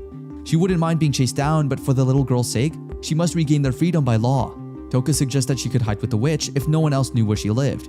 Then they would never find her. It's not a terrible plan, but the were-leopard insists that the interior isn't a place for humans. She just said interior. She must really know about this place. Toka promises to take care of the girl in exchange for Eve escorting them to the witch's house. Eve looks at the young man and his companion. Saros looks like she could hold her own in battle, but there's nothing about Toka that looks like a fighter. Toka lets out a smirk and reveals to Eve that he killed the Black Dragon Knights. As proof, he shows her an example of his abnormal skills by paralyzing her for some time. If that doesn't work, nothing else will. Later on, the company of three part ways, as Eve goes to think about Toka's offer. Saros and Toka talk, and Toka reveals that he intends to make Eve a comrade for future benefits. Even if Eve survives tomorrow's battle, there's no future for her in Monroy. Even someone as naive as her would soon realize it. According to the information they received, Duke Zuan is a toxic guy. He would find some other way to get rid of Eve, if only there was someone who controlled toxic poisons to save her. Meanwhile, Eve sees the mercenary guildmaster in a conversation with the Duke. It's nothing out of the ordinary. Tomorrow's battle is really important for the management. She's about to leave when her name pops up in the conversation. She listens attentively and everything Toka said turns out to be true. Her opponent for tomorrow's battle is also there, and they discuss using dirty tricks to ensure her death. The plan is to make her opponent kill her and wear her pelt. He would be called the Leopard Killer. If she manages to win, the Duke tells the guildmaster that he still plans to kill her, just as Toka thought. As for the little girl that Eve cares so much about, Duke Zuan has special plans for her. She's a dark elf and the child of a former slave. She's growing up so fast and pretty, so the Duke intends to forcefully take the girl as soon as she's old enough. As for Eve, the Duke says he sees her as nothing more than a beast. There's no way he would have anything to do with such a low creature. Toka sees Eve return before he even leaves the place. She confirms that everything he said is true. She also agrees to forfeit tomorrow's battle and escape with the Dark Elf. From there, they would head to the Witch of Taboo's house. Meanwhile, the Dark Elf, Liz, is abused and maltreated where she works. Her boss constantly beats her, and the customers don't make things any easier. For every mistake she makes, she receives hard punishments. The only reason she is holding on is because of Eve, whom she now sees as a big sister. The customers in the bar discuss the young elf and how she is growing up to be physically appealing. They smack their lips in anticipation of the day she'd mature. Her boss comes in and tells them off, saying that Liz is in her custody and must not be ruined. It almost sounds like her boss is a kind woman, but she's quite the opposite. Just as she does at every slight opportunity, she beats Liz in the shop. Then she screams in Liz's ears, causing her to feel physical and mental trauma. This is too much, even for the customers, who start to leave one by one. Did they leave because of the maltreatment or because the strongest blood warrior just stepped in? Eve comes in with a frown on her face and sends the wicked boss flying with a hard punch. She points her sword at the shop owner. The terrified woman begs for her life, saying that she was forced to do everything she did to Liz. She promised to keep her mouth shut about their escape. Eve leaves the helpless woman on the ground and goes out with Liz. She really is so naive. How could she just believe this wicked woman? Eve tells Liz about her plans to escape, and Liz is happy to go anywhere with her big sister. Back in the shop, the cruel lady has no intention of keeping her promise. Thankfully, Toka is there to pick up the slack. There's no way this one would escape with her life, and Toka makes her die in the most painful way possible. A woman that mentally traumatizes innocent girls has no place in Toka's world. After his little sideshow, he goes outside to meet his new comrades. The group is getting bigger by the day. Toka introduces himself, with his real name this time, to the group, and everyone else introduces themselves, including Pikimaru. There's no time for formalities, they must escape now. Toka leads the group to the horses he prepared in the forest. Eve and Liz would share one, while Toka and Saras would take the other. Before they go, Eve questions Toka's intentions with the Witch of Taboos. Toka promises not to harm her as long as she doesn't try to harm him. He shows Eve the spellbook that he wants to be translated. At this point, Eve realizes that she's a naive woman. She looks at how all her poor decisions have put her in danger, and then she placed herself under Toka's command. According to her, he might be the only one she can trust. Don't be so sure, lady. Toka asks why she trusts him. She points out that he could have attempted to get the information through other means. For example, he could have tortured her under paralysis back then. Also, letting Liz accompany them and volunteering to protect her is a sign of a trustworthy person. Toka smirks and then points out that he might have done it for his selfish interests. Even at that, she still surrenders her trust to him. The new companions climb their horses to ride away. There's that physical tension between Toka and Saras again. The tension could cut through metal. Saras informs the group that they're a day and a half away from the monster zone, but if they go around the anti-demon castle, it'd take half an extra day. She also mentions something about human-faced monsters that are very dangerous. It's a rare but recognized sighting. The reason it's so rare is probably because few people live to tell the story. The monsters are known to stay away from outside places. Toka thinks back to the Soul Eater.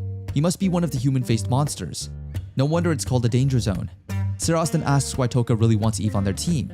He must be kind for making the sacrifice. Toka says he's not about the sacrifice. Eve's battle skills and monster area experience would be good for their team. But most importantly, seeing Eve and Liz on their side would help the witch listen to them. Just like the witch, Liz is a dark elf and they just rescued her. That must leave a good impression. Saros is impressed. That's really smart from Toka. But deep down, Toka knows that he rescued Liz because he knows the pain of being abused as a child. The riding companions are interrupted by the neighs and hooves of horses in the distance. They are being chased. Eve confirms that a man suspiciously looked at her while she made her escape. That man was Muaji, the leader of the Shinto group. Meanwhile, the sorcerer stopped to examine the hoof prints. Muaji sees 2 horses and intelligently concludes that Eve couldn't have prepared 2 horses in such a short time. Someone is helping her. The group puts up lights for the second team to follow. It's time for the Shinto to show their worth to the Duke. Meanwhile, Toka and his companions are still on the run. Eve offers to stay back and let the rest escape. After all, she is the one whom they chase after. Toka refuses. They are too many for her to fight against. He looks in the distance and notices that the pursuers have a second team. He stops the horses and readies for an attack against the groups. Meanwhile, as they follow Muaji's advice, the Duke's mercenaries finally spot the light heading up north. They excitedly follow it, thinking that they must have caught their prey. The decoy from Toka worked, for the first team at least. Toka can tell from the mercenaries' conversation that another group is coming up fast. That's probably the Shinto group, as they didn't have any warriors. Toka instructs Eve to hide and protect Liz while he and Saros would handle the situation. He confirms from Saros that Muaji's curse magic seems a bit fictitious, but he still managed to make everyone believe.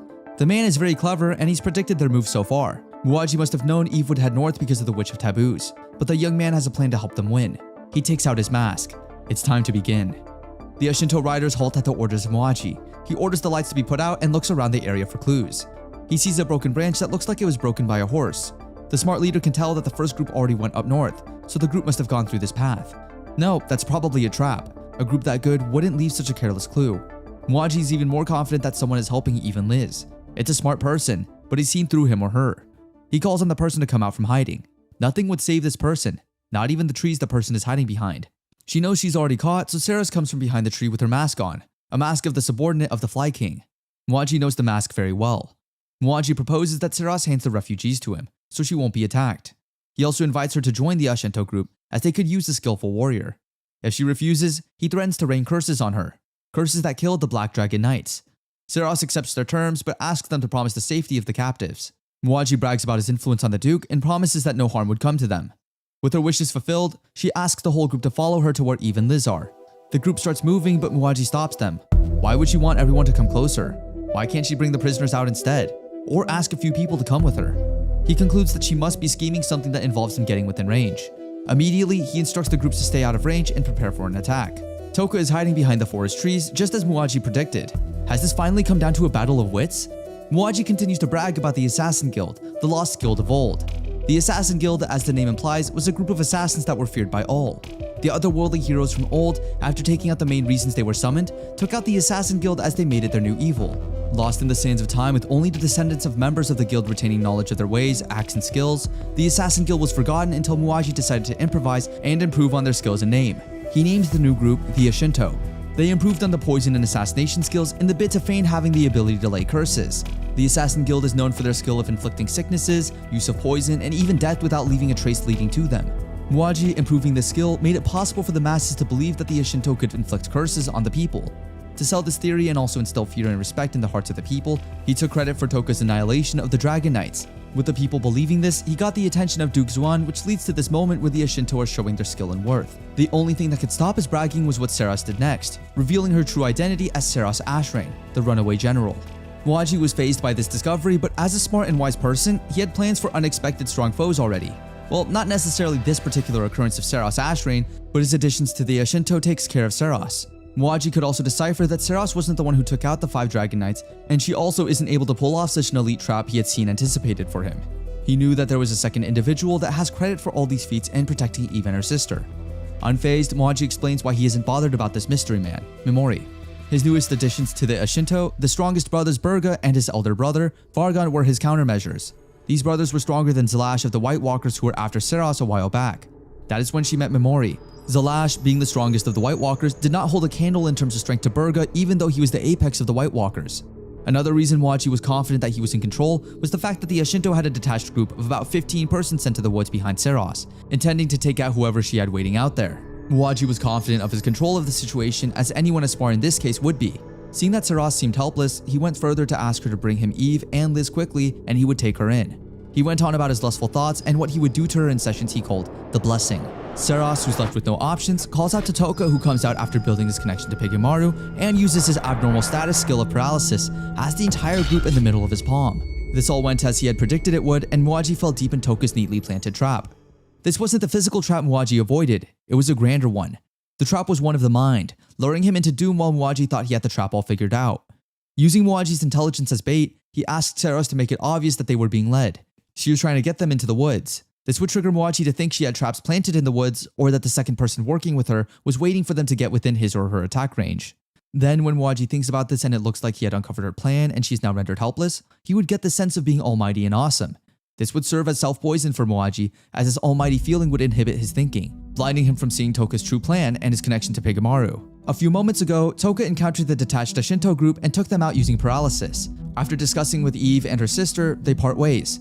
The group was strong and skilled, but they are nothing compared to the 5 Dragon Knights. If Toka could take out Civet Gartland and do it so easily, then this bunch was like cutting through butter for him. Back to the current happenings. After taking out most of the members of the Shinto with paralysis, Toka walks away from Muaji as he loses interest in a dying human. Muaji, on the other hand, cannot believe that he has been outsmarted and someone as wise as him would meet his demise so soon. He tries to reach out to Toka to most likely beg for mercy or strike a deal, but Toka walked away with Seras, engaged in a different conversation and paying little attention to the dying Muaji. Seras apologizes to Toka for showing and revealing her true self without his permission, as it wasn't part of the plan. They soon reunite with Eve and they figure out what to do next. The troop of soldiers that had followed the false trail were coming back due to the commotion the dying Shinto caused. Toka tries to connect with Pigemaru to face them, but the creature has its limits and was tired. Eve felt indebted to Toka as he protected them, so she decided this time to act as the vanguard, facing the troops and protecting the group, as expected of the strongest blood warrior. Toka asks Eve if there's any special person to look out for in the Duke's army that would soon approach them. She could only think of one, the captain of the Duke's private army, Castello. He was said to be the strongest after the Dragon Knights and is rumored to have been once a magic knight. He was the only one they should specifically worry about. 3 troops of the Duke's army attack them in waves, with a third coming from behind. Liz stays with Seras so she doesn't distract her sister and Toka in battle. The battling duo take out the first squad of elite soldiers with ease, scaring the second wave. Then comes Duke Xuan and Castello, with Castello charging at them and promising to hand Eve's fur to the Duke. Toka uses Dark to seize his vision, and in one strike, Eve hunts Castello down. Toka attacks the rest of the army with Berserk so he could no longer use paralysis. The skill had reached its limit on the number of targets, so he improvised. The skill Berserk caused the members of the army to kill each other, and for those that tried to escape, Toka asked Eve to kill them off as they were straining his skill. Eve shows what an excellent warrior she is as she repeatedly kills off soldiers with single strikes. The number of paralyzed individuals reduced as some of the Shinto members died off. The last troop surrounds them, putting them in the middle of an attack force. Eve is excited that she gets to fight like this again after finding fights boring. She thanks Toka for making this possible, and together they take out all the soldiers around them. She moves towards the paralyzed soldiers like black lightning, cutting them down with precision and skill. With just the Duke left, they had completely won this battle. The Duke tries to leave with his pride as he threatens them that he had to retreat for now but will surely kill them the next time they meet. This made Toka ask if the Duke was foolish. Did he really think they'd just watch him go? Toka paralyzed the Duke, making Xuan face reality. After Toka paralyzes Lord Xuan, Eve kills him, telling him that she had no problem with him framing her but was a bad idea on his part to say he would lay his hands on Liz. Toka then asks her if she has settled her matter, to which she gives a positive reply. Shortly after, Sebastian and Liz appear from their hiding place, sensing that all is well. Later, Toka asks Seras to take Liz with her and make preparations for their departure, as Eve and him have some things to take care of. She decides to capture the horses still wandering around close by while she's at it. Toka also asks her to get a certain thing from her bag, which she does. Liz, yearning to be useful, volunteers to help Seras. Seras then kindly asks her to carry some of the baggage. Toka then tells Eve to take her time to help tend to Liz's wounds, and Eve replies that it's only her responsibility to do so. Toka also tells her that he and Seras will help her during the journey, to which she thanks him. Later, Eve asks Toka what they'll be doing, to which Toka pulls out a chunk of ice with an insect frozen inside. Toka then goes on to explain that it was what he got from using the freeze skill to freeze a living insect. He goes on to explain the nature of the skill, saying it is non-lethal, has a limit of 3, cannot be stacked with other skills, and has 300 days of continuous effect and is irreversible. A very hard skill to use. He then asks Eve to hit it with a nearby warhammer with the intent to smash it. She hits it with a powerful blow and is shocked to see that the chunk of ice is still in one piece, despite the strike having enough power and a good striking position. Toka then further explains that if the freeze skill is used on living things, it becomes indestructible, saying that the first time he tried it, it wouldn't break no matter what he did and was completely impervious to heat. He believes the ice might not melt until it completes the 300-day limit. Toka then brings out another chunk of ice and asks Eve to try smashing it. At first, it seems no different from the first one, but believing he has something in mind, she strikes it and it completely shatters. Eve points out that the sound and hit of the second chunk feel different from the first one. Toka explains that freeze can be used on matter, and while they were the same insect, the crucial difference was that the first one was frozen while alive and the second one was a dead body. Apparently, it categorizes dead bodies as matter, which is why they're not indestructible. Moreover, when crushed, it breaks away into tiny pieces that can be blown away by the wind, and when destroyed, the counter for the limit decreases. Eve then asks what he plans to do, to which he says he's thinking of a way to dispose of the corpses of the Ashinto. When Eve asks why, he states that he wants to make the Ashinto the murderers of the 5 Dragon Warriors forever, explaining that as a sorcerer group that propagated themselves as the one who killed the 5 Dragon Warriors that suddenly vanished, the world would continue to think there's a possibility they could have done it, and as long as they didn't deny it, the possibility would remain, and those who want to investigate the truth would continuously search for suspects that don't exist, acting as a smokescreen. Eve then realizes that this was the reason he didn't want any fleeing survivors. While Toka warns Eve that the crushing of the bodies won't be a comfortable task, she assures him that there's no need to worry about her and urges them to finish before pursuers arrive, telling them to leave a nearby fly mask as the only eyewitness. Toka then thinks about the legend of the Fly King, about how he revolted against his creator and chose his path. Thinking it's a name that suits him, he thinks about how he wouldn't follow the Fly King in the part of losing his subordinates. As for the end of the Fly King, he thinks about the 2 different endings to the story due to the difference in interpretation and wonders what the end of his journey would be. Magisterial King Jin is shocked by the news that the Ashinto had disappeared, wondering if Zuan got into trouble with them, saying he's warned him countless times to be careful while dealing with them, stating he wanted to have a pawn who claimed to kill the 5 Dragon Warriors to display their power to other countries. Afraid, he wonders how he'll report the mysterious disappearance to the goddess, especially because he took it upon himself to expose the Ashinto as someone trusted, so much that the disciple they sent to Arusa was called back. Fearfully, he decides that he needs to find the Ashinto and make negotiations with them again, believing they annihilated Duke Zuan's private army, including Costello, and that there's no reason to doubt their ability to kill the 5 Dragon Warriors, adding that it would be difficult to defeat them even if the Magic Knights are involved. The messenger then asks if there's anything wrong, to which King Jin replies that while he's shocked by the death of King Zuan, he's otherwise fine. When the messenger asks how they would report the Ashinto case to Allion, King Jin tells them to search for the Ashinto no matter what, telling him they must report it to the goddess. When the messenger asks about Eve and Liz, referring to them as the Wereleopard and the Dark Elf, he bursts out in anger, telling him to ignore them, calling them weak and cowards and saying they'll die somewhere in the wild, and telling him to focus on searching for the Ashinto and to use everything to track down their every trace. Later, Vices receives word that the sorcerer group killed Duke Zuan and disappeared, calling it a frightening case, albeit with a relaxed, somewhat playful expression on her face. She then begins to question the existence of curses, saying she still can't believe in them, or wondering if she doesn't know anything about them. She then asks Nantan if she knows anything about it, to which she gives a negative response. Vices then begins to think aloud about how scary it would be, especially if it fell into the hands of the Mad Emperor. She then talks about not being able to send Nantan back to Arusa since she has an important role. We are then introduced to the 4 revered saints, siblings descended from the blood of heroes, said to be stronger than the saint in Jonato. The eldest son of the group tells Vices to currently worry about the army of the great demon emperor, which is increasingly active. The second son then laughs heartedly, pointing out that Vices is surprisingly a warrior and that ultimately, Vices won't be affected by the influence of the root of all evil, regardless of if they fight the Ashinto or the 5 Dragon Warriors. Vices then playfully asks if there's anything wrong with that, saying that while she's sure he meant no offense, the words made her feel a bit uneasy. A servant enters the room, informing the goddess that Master Banewolf has arrived. Banewolf apologizes for being late, but Vices tells him that it's no problem and that she's glad he came, calling him a dragon slayer. Later in the Allion Kingdom castle garden, Asagi talks to Poppo about the tense atmosphere in the castle. Poppo gives a simple response, to which Asagi teases her about all nutrients going to her breasts, rendering her unable to use her head anymore, leaving her flustered. It is then explained that Asagi's words are getting more powerful.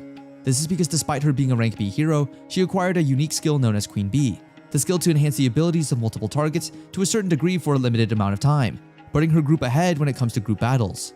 Yatsumoto Hiro's group is also getting stronger, but being an A-ranked hero is more of a one-man group and only he stands out and gets stronger. Ayaka's group, on the other hand, shares their experience points equally. Therefore, her friends level up and acquire skills. The skills they acquire are common skills, which can be acquired provided that you are a hero. These common skills can be grouped into 5: attack system, defense system, healing system, enhanced ability system, and abnormal state system. The skills are unlocked when you level up. When something is unlocked, the skill tree will change, and the higher the skill is in the skill tree, the higher the skill's rank. However, the abnormal state system skills are currently useless and obscure. Unique skills also have their level, and when this level increases, the ability evolves. It is then explained that Ayaka holds the role of being the vanguard and her friends using defense skills to protect and support from behind, and only comes to deal the finishing blow when the monster is on the brink of death, However, although she's a level 115 S-rank hero, she still has not unlocked a unique skill, being the only one not to do so. While she does have special skills that allow her to be the vanguard alone, she can't deny that those skills are weaker than unique skills, thinking to herself that she has to work harder. While this is happening, Vices approaches the crowd of students in the garden, followed by the 4 revered saints, Wolf, and some other figures. She addresses the students, first pointing out that their levels have increased tremendously and thanking them for their hard work, and that while she is happy from the bottom of her heart, they still have not acquired combat skills, so she has gathered some warriors from all over to train them, with the Drunken Sword Party being in charge of Asaki's group, the Dragon Slayer being in charge of Hiro's group, Nyantan being in charge of the Takao sisters, and the 4 revered saints in charge of Kirihara's group. Then Vices begins to leave, but is stopped by Hijiri, pointing out that a teacher wasn't assigned to Ayaka's group, saying that the 5 Dragon Warriors should have been in charge of Kirihara's group, but due to their death, there are not enough teachers for the heroes now. At first, Vices suggests that Ayaka teaches her group the ancient martial arts she has, adding that was what she expected her to do, but Hijiri believes it's a bad idea to do so. Vices then apologizes, saying she took some measures because she believes in Ayaka's ability, but admits she can't call back any of her apostles from other countries to take care of her group. She then asks if there's anyone who wishes to take care of Ayaka's group, promising to pay them in installments, but warning that their work would be doubled. No one answers, but then Wolf volunteers, believing it's best to increase their survival probabilities since they're heroes with bright futures, and promises to do everything he can to train them all without lowering the quality. Vices then announces that they will be moving around the ruins to defeat the Golden Eye monsters and level up to kill the enemies and survive. She informs them that the Demon Emperor's side is moving actively, telling them that the number of monsters gathered at the Knight's Wall is overwhelming and that the next war with the Great Demon Emperor will exceed the previously expected scale, and therefore, she would like them all to brace themselves for the coming war. Vices is watching the students train, saying that while it isn't perfect, training seems to be going well and thanks everyone for their hard work. She adds that as long as they fulfill the conditions she has set, she will leave it to them how to accomplish the goal, prioritizing results over the process. When one of the 4 revered saints asks her what's wrong, she explains that while they're in a hurry to get the heroes to learn practical skills, they must also continue to increase their levels. However, with the Great Demon Emperor's army on the move, they can't afford to travel to the ruins in other countries, so tomorrow they will depart for the Golden Monster Zone. Toka, Ceres, Eve, and Liz are traveling through the Golden Monster Zone. Eve, being somewhat familiar with the place, says she only knows as far as the place she and Liz reached last time, a place where they could get drinking water and some old buildings where they could hide. Toka reasons that the only reason Eve and the others fled from the Demon Zone was because of the monsters, so for the time being, as long as they could defeat the monsters, they could go deeper without any problems. Toka asks if Liz is afraid, to which she replies that she's fine and thanks him for his concern. He then compliments her, saying she's now a fine member of the group. Liz then cheerfully says that she'll be happy anywhere provided she's with Eve. Eve then apologizes to her for being stupid, but Toka assures her that if anything, her very existence is Liz's salvation. She then smiles, saying she's no match for him. As the group gets closer to their destination, Toka is unsure whether they should continue in a straight line since the map doesn't show the terrain in detail, adding that depending on the terrain, they might have to go the other way around. Then, out of nowhere, a Golden Knight appears and attacks them. Toka, with Eve's help, then casts a paralyze spell on the monster. Seeing that it's effective, he also casts the poison and sleep spell on the monster, incapacitating it. Toka then points out that it's much weaker compared to the monsters he's killed, saying that in every aspect, the monsters in the ruins were far superior and that it seems unlikely that monsters in this zone are generally ridiculously strong. As they continue their journey, Toka mentions his encounter with the 2-headed wereleopard to Ceres, asking her the difference between it and Eve. Ceres explains that Golden Knight monsters were created by the root of all evil and that there's a strong theory it has something to do with the element of evil he possesses. Toka then asks if an ordinary demon can become a Golden-eyed monster, to which Ceres replies that while it may not be impossible, it's unheard of. She explains that many of the non-Golden-eyed monsters went into hiding because a hero warned of the danger of them turning Golden-eyed, and so there was an operation to wipe them out. She further explains that non-human races which can speak and understand human language were classified as demi-humans, including elves, and while many demi-humans still hide from humans, elves often have friendly relationships with humans. Moving away from the subject, Ceres suggests a name for the group, the name being the Fly King Squadron, to which Toka agrees. Later, they encounter another monster, which Toka easily defeats. Eve marvels at his prowess, stating that the first time she encountered it, all she could do was escape. Suddenly, Toka's BG begins to rattle, indicating the presence of a demon, and immediately tells everyone to tighten their guard. He then brings out an egg from his bag, which Ceres recognizes as the one he got from the Mirazu ruins. All eyes are on the egg as it begins to hatch. As the Fly King Squadron group have zero ideas of what could be inside, they take a couple steps back. The egg has a crack and then two. Before long, it starts to give off light till everywhere is completely illuminated. When the light clears, Toka and his companions see a very little horse in front of them. If this is supposed to be a golden-eyed monster, it's not a very good one. Rather than being aggressive, it's just really cute. Liz is especially attracted to this pony look-alike. The others are observant to notice something strange. The monster just grew a bit in size while they watched. It's not his normal world, so Toka needs to confirm that here, horses don't usually hatch from eggs either. Then, what sort of monster is it? Saros confirms that according to the general classification, it should be a monster. However, she points out that even though she knows different monsters in the horse family, this one is an unfamiliar breed. While the group looks on, Pigimaru comes out to talk to the monster. The two monsters talk, and this horse doesn't seem to be hostile at all. Liz takes this chance to approach the horse and cuddle it a little bit. Toka thinks back to when he found the egg in the Midozu ruins. He recalls the color and hardness of the egg, as well as the unique hatching of the egg. One thing is sure, this isn't an ordinary horse. His claim is backed up by what looks like an orb on the horse's back. It's a transparent hemisphere that he immediately inquires of from Saras. The scholarly elf suggests that the orb might be an organ for absorbing magic. After all, monsters exist with similar organs in their physiology. According to Saras, it's not uncommon among monsters and magical creatures. People say that this organ can take in a lot of magical energy at once. Magic energy? Well, that must be tested then. Toka asks everyone to give him some room and puts Eve on the lookout for any danger. A magical creature that changes by taking in magic? No wonder it grew in size a few moments after it was born. Toka is experimenting, so it must measure just how much magic power he injects into the monster. Firstly, he injects about 1000 MP. The MP results in the little creature turning into a fully grown, powerful horse.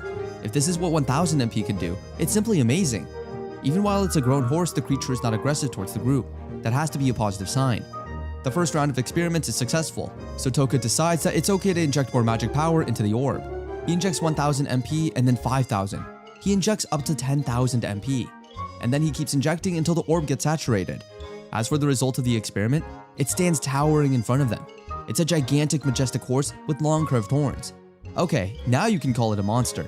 At this point, Toka and his companions shouldn't be surprised by anything they encounter. And yet, they could never have predicted that Toka's egg from the Midozu ruins would turn into this. The horse towers above them, looking fierce and majestic. This must be its true form. And then, Toka announces the inevitable. It seems like they just found the newest member of the Fly King squadron, and it's a really interesting one. Just like what happened when the horse was in its medium size, it doesn't seem aggressive at all. If anything, it behaves like a regular horse when they want to be pet. This is why Toka can draw near the horse and touch it. Despite its large appearance, it's still only a horse. It behaves so differently towards Toka. Is it possible that Toka is now seen as a parent? Well, in that case, Sarah suggests that Toka should name the horse. That's not a bad idea at all. Toka takes a while to think about the perfect name for his horse, and then he calls it Slay. It's a fitting name for a majestic horse, and Slay seems to love it, as he lets out a neigh of approval. As with other additions to the group members take turns in introducing themselves. With the introduction done, Toka needs to be sure of what he's working with. He approaches Slay and asks if he can return to its little form.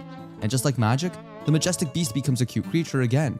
This means that Toka can always change its form by simply injecting magic energy into the orb. Sweet. Saras points out that in its second form, the horse can easily handle most of their luggage, making it easier for them. The third form might prove useful while fighting monsters in the future. They might have just struck the jackpot here. Meanwhile, Slay licks Saras' cheek as a sign of endearment. This is a good sign. She would be doing the riding after all, since Toka doesn't know how to ride a horse. Toka offers to wipe the stain from Saras' cheeks, and that tension comes back in full force. I mean, seriously guys?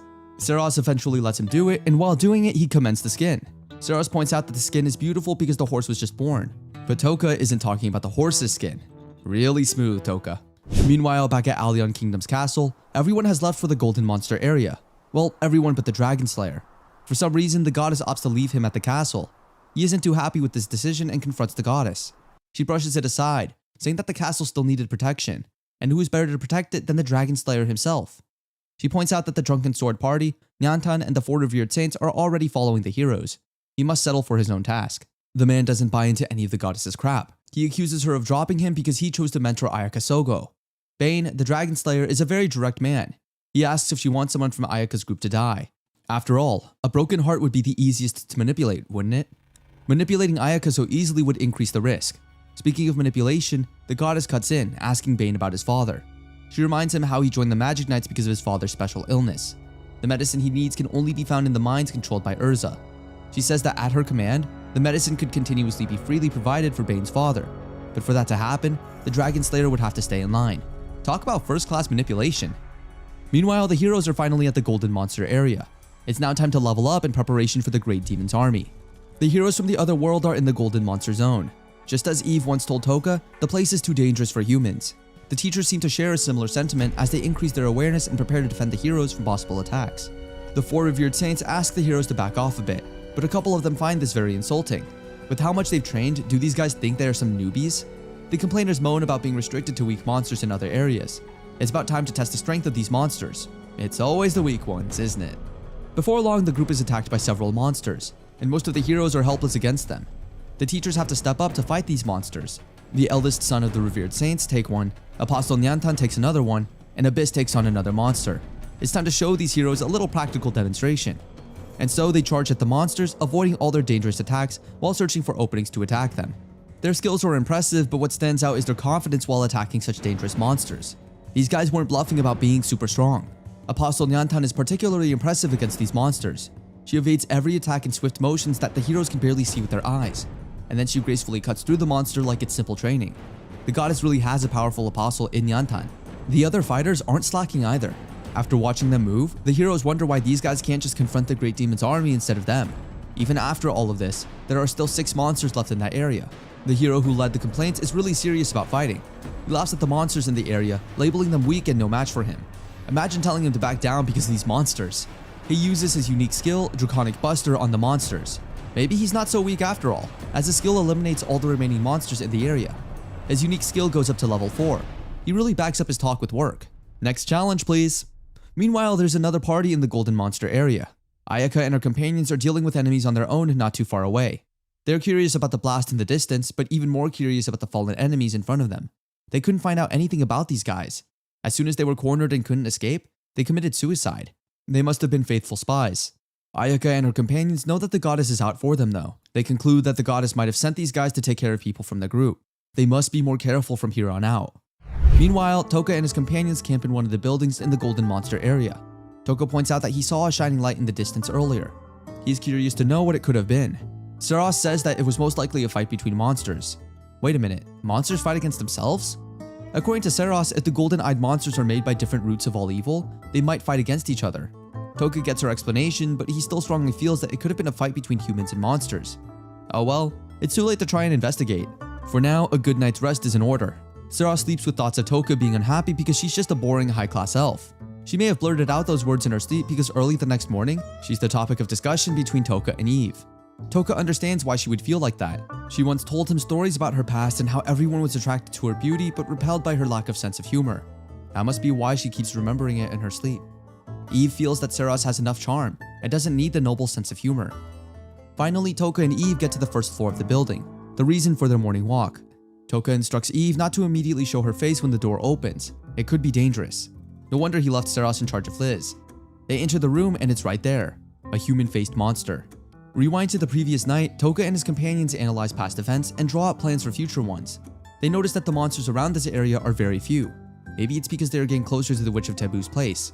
It could be that the monster's habitat is more in the periphery than in the center of the Golden Monster Zone.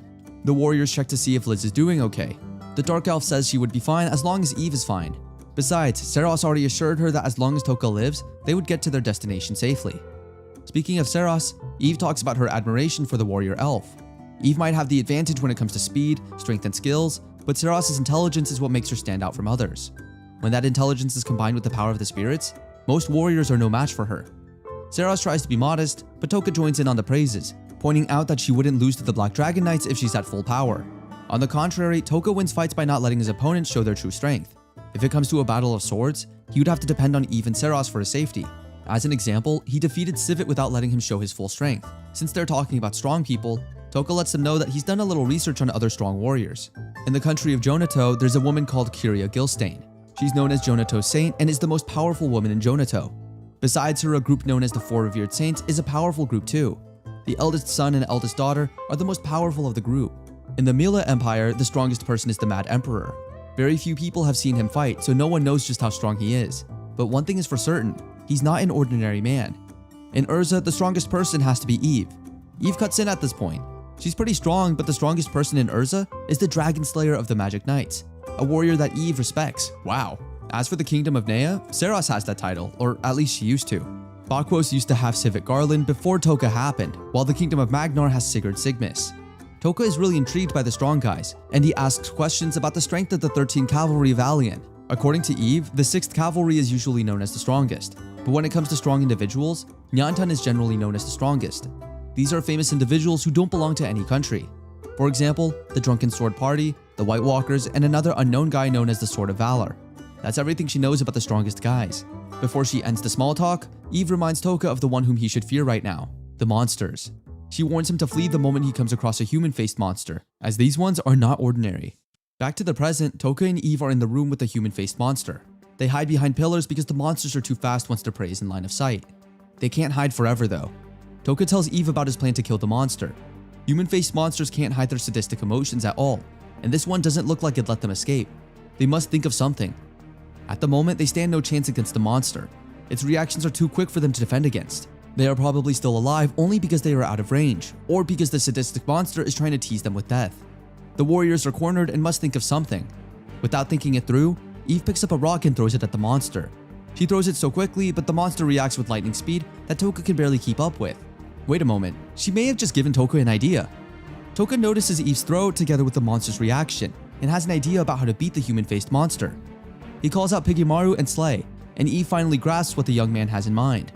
He offers to ride the horse and play the bait. After all, she's a better warrior and horse rider than him. While Eve saddles the horse, Toka prepares to combine with Piggymaru. The human-faced monster reacts to anyone within range of its attack, and it attacks at lightning speed. Its range of attack is a little wider than Toka's, which is why he needs to buy some time by using Eve as bait.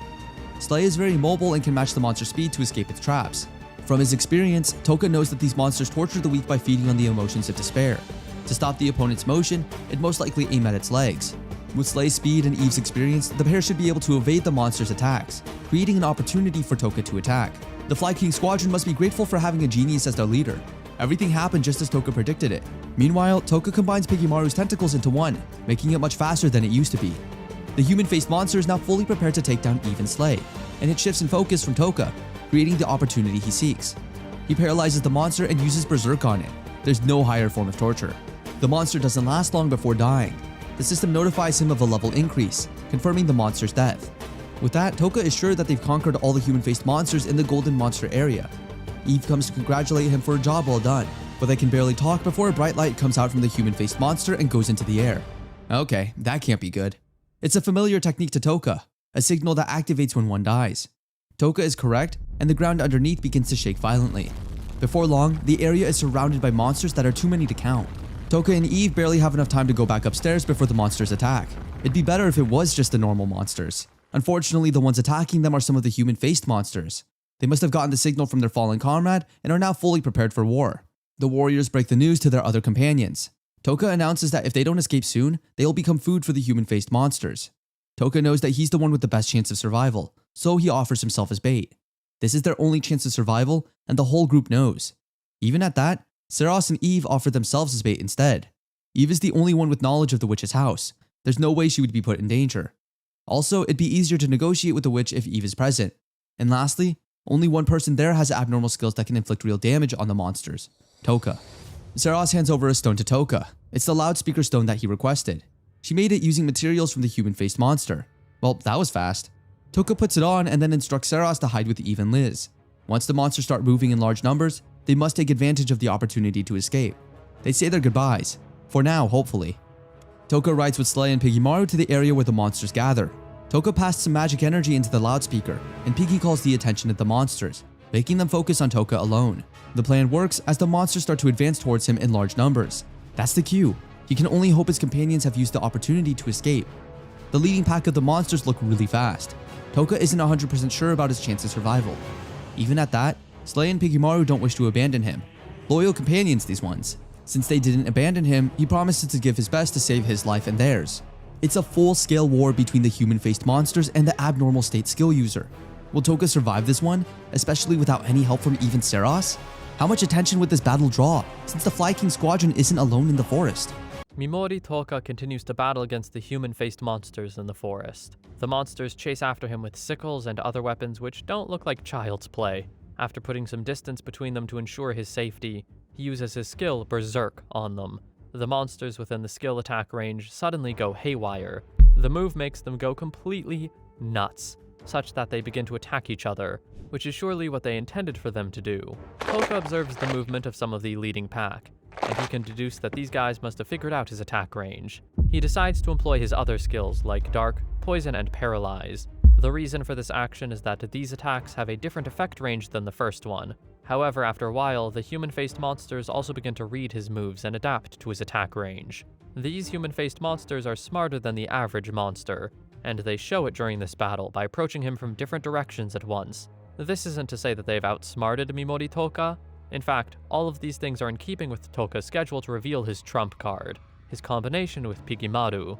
With everyone now so near and his attack range increased and strengthened, the human-faced monsters wouldn't be able to escape if they tried. Toka unleashes Paralyze and Berserk on the monsters. He also uses Poison and Sleep to kill them off as quickly as possible. Toka's combination with Pigimaru consumes a lot of MP just to maintain it. This is why he tried to make sure everything was right before using it. Toka's current show of skills is a fighting style that specializes in using killing combos on multiple targets with medium to long range attacks.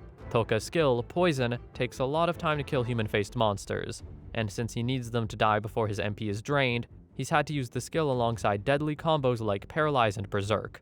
If a normal person tries to move during this combo, they would be damaged by the amount they move. Now imagine a human-faced monster with all that immense power trying to move. The damage that would be inflicted on the monster is enormous. The muscles of the body may be torn to shreds.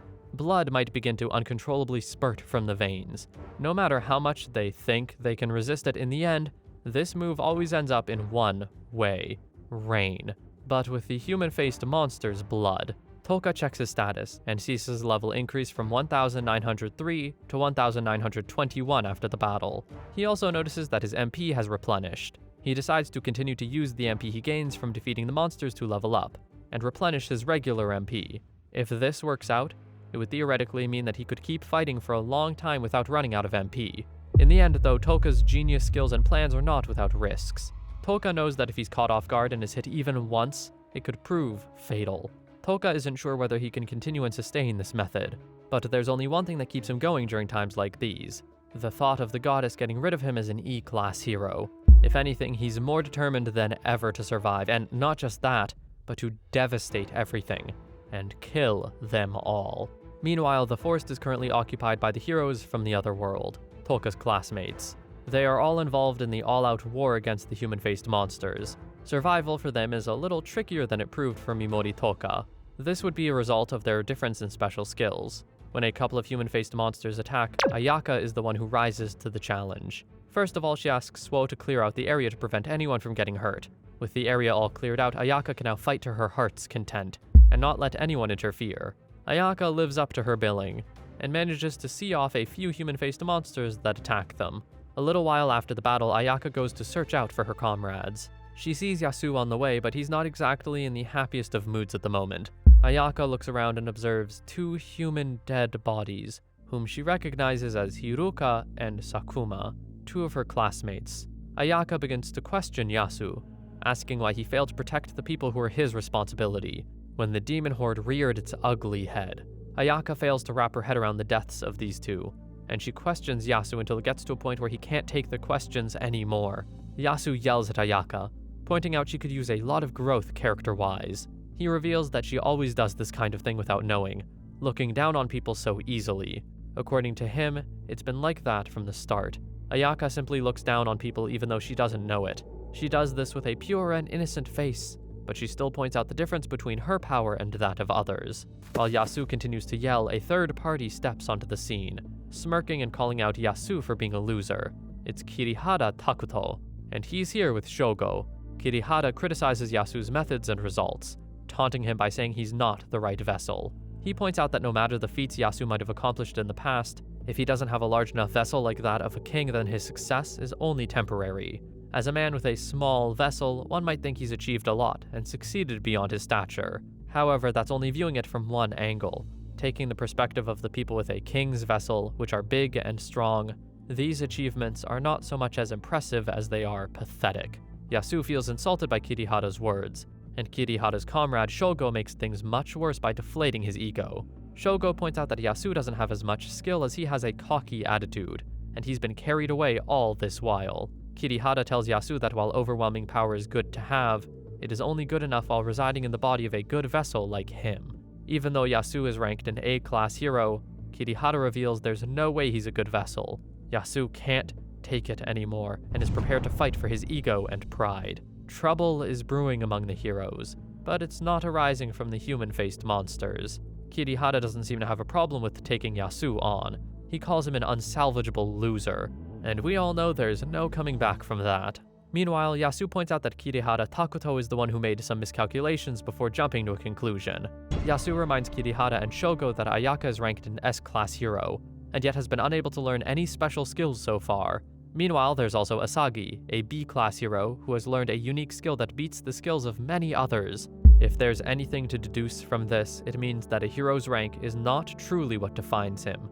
Kirihara Takuto has heard enough at this point, and tries to stop Yasu. He points out that he's completely aware that some S-class heroes don't deserve the ranks in which they're placed, and this drags down the spirit of the entire team.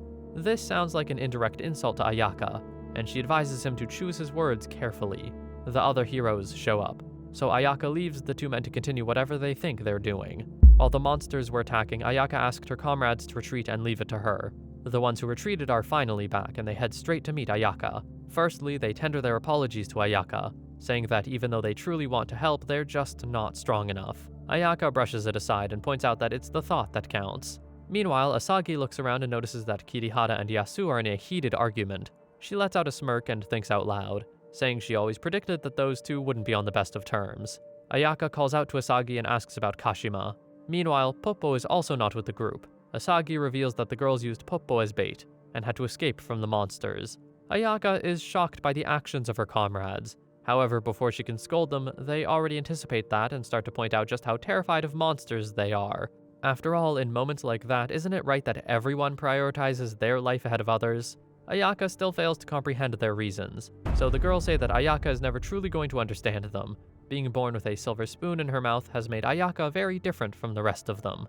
Ayaka is very upset, but she manages to keep her emotions in check. She walks over to Asagi and asks her to accompany her on a mission to go and find Kashima.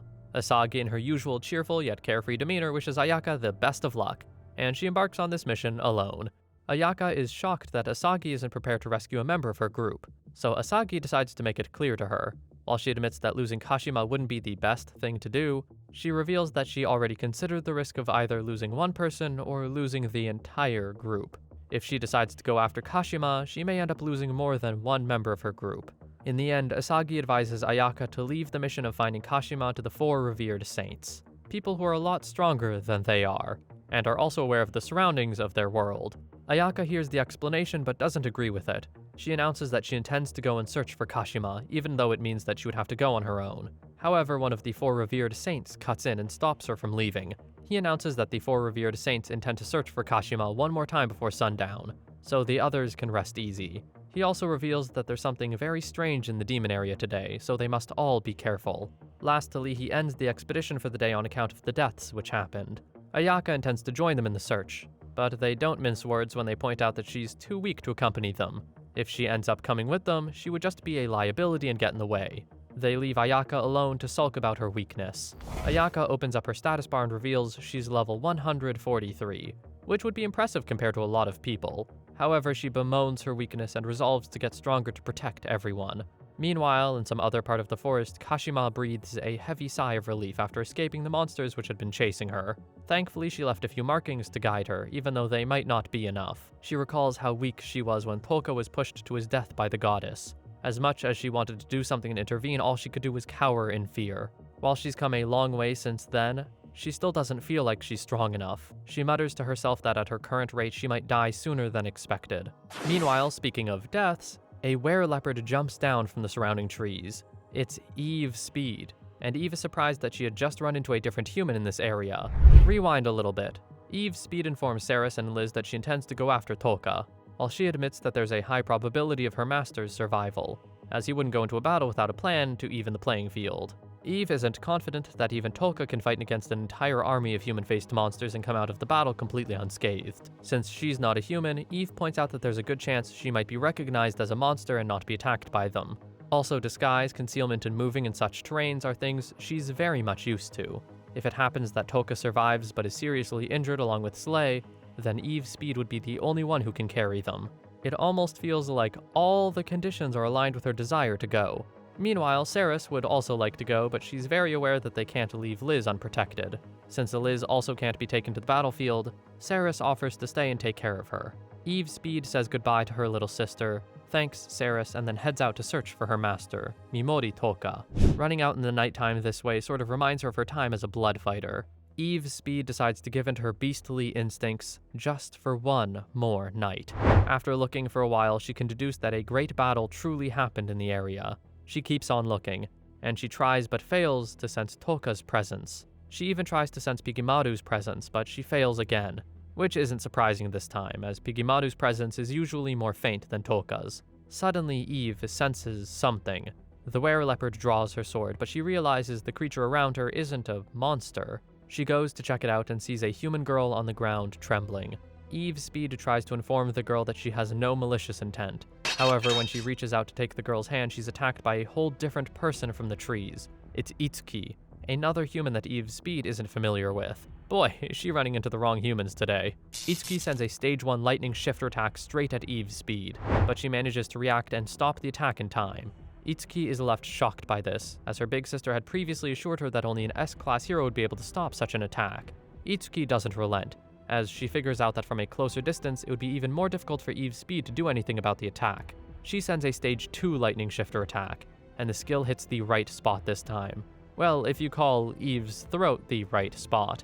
Eve is left bewildered, and the lightning's impact on her throat currently impairs her voice box, so she's condemned to silence for now. Itsuki draws her sword and forbids Eve's speed from touching Kashima. It's her big sister's orders, according to her. Kashima is delighted to see Itsuki swooping in to save her.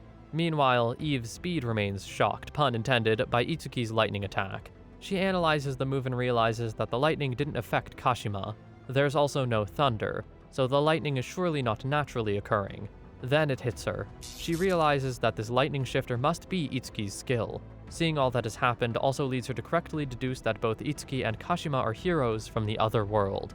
Eve realizes that the lightning is much more effective at close range, so the first thing she should do is put some distance between them. Itsuki is stunned by Eve's speed's ability to still move after taking 2 powerful hits. However, she doesn't intend to let the monster get away. Now it looks like Eve is running and Itsuki is in hot pursuit. Eve knows that she has to put some distance between them, so she uses her anticipation skill, a skill which makes use of her sharp eyes and fast processing to anticipate an opponent's next move and stop her before she can make it. Anticipation is brought about by her experience as a warrior, her decision-making ability in the heat of the moment, as well as her instincts as a beast. Eve's anticipation doesn't seem to be enough to stop Itsuki from constantly launching attacks. Eve realizes that Itsuki's power is not just a result of her speed, her fighting power and skills are also commendable. Even though her skills could use a little brushing up, she also executes them to a very high standard. Eve's speed admits that her opponent is a combination of wildness and intellect, and that's not the ideal opponent one would like to fight against. Meanwhile, the admiration goes both ways during the battle. Itsuki assesses Eve's speed and wonders how she can still move after being on the receiving end of some of her best moves. According to Itsuki, she's been using the golden attack pattern that her big sister introduced to her. Even at that, she has failed to finish Eve off so far. Itsuki deduces that this must mean she's not strong enough, or her big sister made a mistake. Since Itsuki has put her big sister on such a high pedestal, it's very easy for her to conclude that it's she who's not good enough. This conclusion, however, makes her more angry, and makes her fight with more spirit.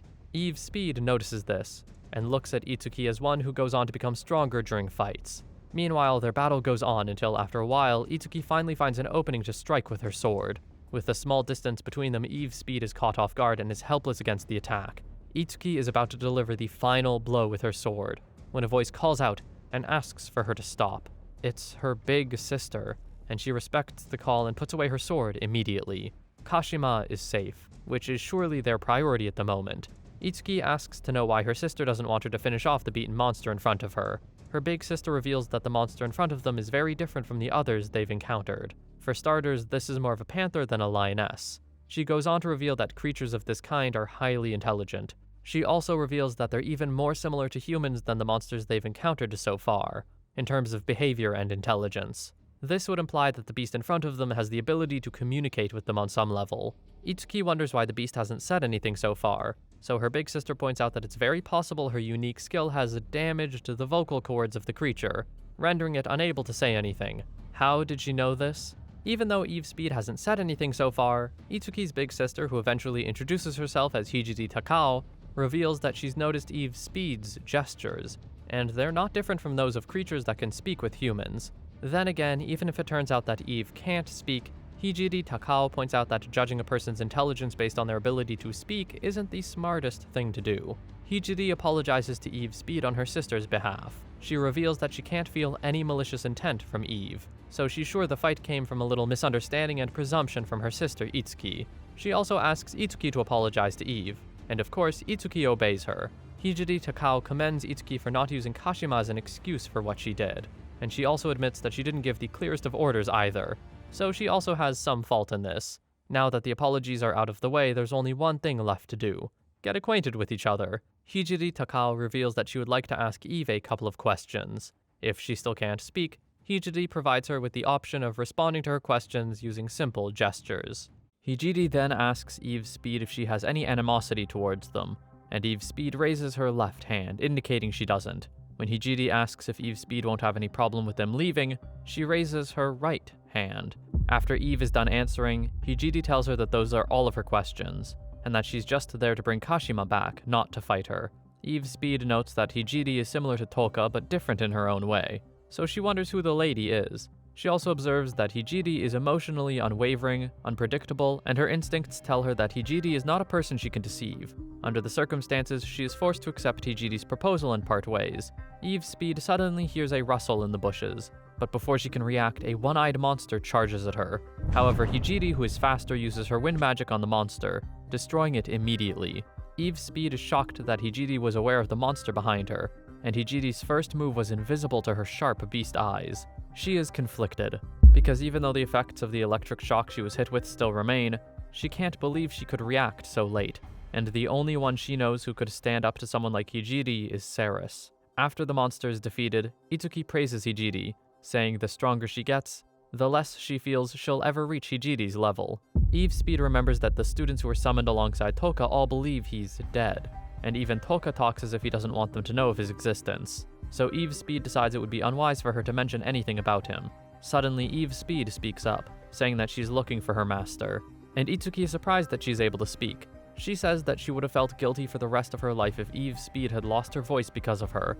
Eve apologizes for reaching out to Kashima so carelessly. Hijiri tells Eve that the human master she's looking for must be a good lord, and Eve confirms. Takao tells her that her master is indeed human after all, and Eve is shocked because she answered Hijiri's question so thoughtlessly. Eve decides it's best to end the conversation before saying anything else, so she begins to leave and tells Hijiri that she is in a hurry. She asks if the agreement they made earlier still stands. Hijiri nods in agreement and also apologizes for being so inquisitive. Then Hijiri tells Eve her name, but mentions she's sure Eve already knew that. As a courtesy, Eve also shares her name. Hijiri explains she assumed Eve was Eve Speed because she had heard tales of a were-leopard blood warrior that disappeared, so she predicted Eve is the one most suited to the information. Hijiri then assures Eve that she has no intention of telling anyone about their meeting that day. Eve tells Hijiri she would never forget her name. Hijiri uses that opportunity to tell Eve Speed that she is still very interested in her master, because the fact that she is searching for him means that she is convinced her master would survive, despite being caught in the Great Migration.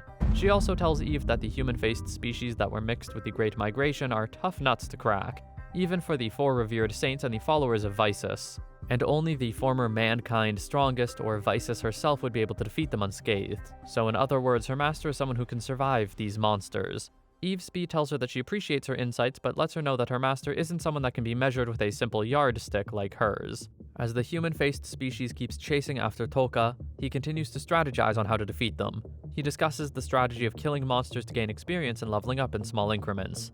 Every time he levels up, his MP increases, maintaining the fusion state with Pigimaru, which constantly consumes MP and continues the battle. He knows it's a reckless strategy, but it's the only way for him to survive. He receives a system notification that his skill Berserk has increased, but he hesitates to use it because he believes it's difficult to use in this melee battle. As he rides, he keeps using every skill in his arsenal to take down some of the monsters he can. He says that Paralyze and Berserk are an excellent combo, but Berserk still can't perform wide area attacks. In those situations, it's best he uses Poison for applying continuous damage to multiple targets. Toka also talks about how Dark is the skill that requires the fewest number of letters to pronounce, and how he'll survive using all the skills in his arsenal. Soon enough, Toka's horse, Slay, begins to slow down due to the pain in its foot, and not long after, Toka gets encircled. Toka apologizes to Slay and Pigimaru, asking if they can do one last job for him, a question they acknowledge with sounds. He sizes up the monsters and sees a fast-moving melee-type wolf, a four-legged creature with mid-range spear attacks, and a long-range light ray-emitting monster. The monsters charge at him, and he believes that if he uses Berserk to provoke them to fight each other, the enemy's side would be easily destroyed. Before long, the short-ranged wolf and the mid-ranged four-legged creature kill the long-ranged one, and then turn on each other. After he finishes all of the monsters, he receives a notification that a higher-level skill of the skill Paralyzed has been unleashed. He checks the name of the skill on his system board and sees it's called Slow. Toka continues to apologize to Pikimaru and Slay for pushing them too hard. He decides to continue his journey and meets up with Ceres and the others. He mentions that if they follow the trail of corpses, they'll eventually make it back. Suddenly, Toka finds himself surrounded by remnants of monsters, but there are no human-faced monsters among them. He decides to test the new Slow skill he just acquired. Upon activating the skill, he realizes it depletes his MP at a tremendous rate, comparable to when he's connected to Pikimaru or even higher. As the monster attacks, he then realizes that everything around him is moving so slowly, and yet he can move normally. Toka then calls on Pikimaru and Slay, and they respond to him. At that moment, he realizes that Pikimaru and Slay are probably not slowing down, maybe because they're in close proximity to him, and that he'll have to verify a lot of things. He tries to activate his Dark, Berserk, and Poison skills alongside the Slow skill, but he immediately receives a notification that overlapping usage of skills is not permitted, which means that the Slow skill can only be used alone. He then assumes that the Slow skill can be used in various ways depending on how well he can use it. Toka almost gets his head ripped off by a monster that closes in on him, but suddenly regains its normal speed. Toka then realizes that the skill has a disadvantage. If something or someone gets within radius, the slowness disappears. Additionally, the new skill can affect any target within range, even if the target is not in sight. It is best used in situations where the user doesn't want to be taken by surprise or when they want to escape from the attacker's range. It can be used for various purposes, and the fact that it decreases from the maximum value means that the effects last until his 5000 MP becomes 0, but it cannot be used continuously. This only means that useful powers actually have limitations. Toka believes that he has finally understood the nature of Slow to some extent. Before long, Toka begins to feel weak and collapses to the ground. He knows that his MP may be restored, but his strength can't carry him any longer. He suddenly loses all consciousness and closes his eyes. The next time he reopens them, he sees himself riding on the back of Isekai'd, who is happy that she found him at last. He closes his eyes again, and the next time he opens them, he finds himself in a cave with Ceres in front of him. Ceres tells him that she is relieved he's alive. Toka then asks about the well-being of Slay and Pikimaru, and Ceres informs him they're safe. Isekai'd arrives and is relieved to see that Toka is awake. She informs him that she has examined his body and found no serious injuries. Then she reveals that while searching for him, she encountered heroes from another world. Toka is surprised to learn that the Class 2C students were in the forest, speculating that they were there to hunt the golden-eyed monsters and gain experience. He remarks that Eve was fortunate to only encounter Hijiri and Itsuki, as encountering any others would have been dangerous. Isekai'd agrees, acknowledging that Hijiri was indeed a reasonable person. Toka tells Isekai'd that she was right to not reveal his name, and he warns her that now they're in the same vicinity with his classmates from 2C, they might run into each other again. Toka then notes to himself that he can foresee his former classmates as a potential obstacle in his quest for vengeance against the goddess, and it is likely that they'll fight against him in one way or another.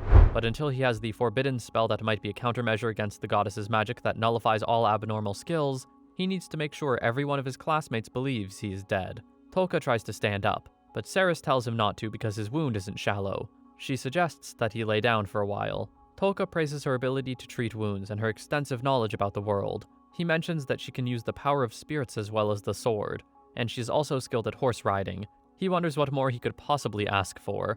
She then smiles at him and modestly calls herself just a boring high elf. Toka, however, tells her that he's grateful to have her no matter what she thinks of herself, and then she thanks him for the compliment.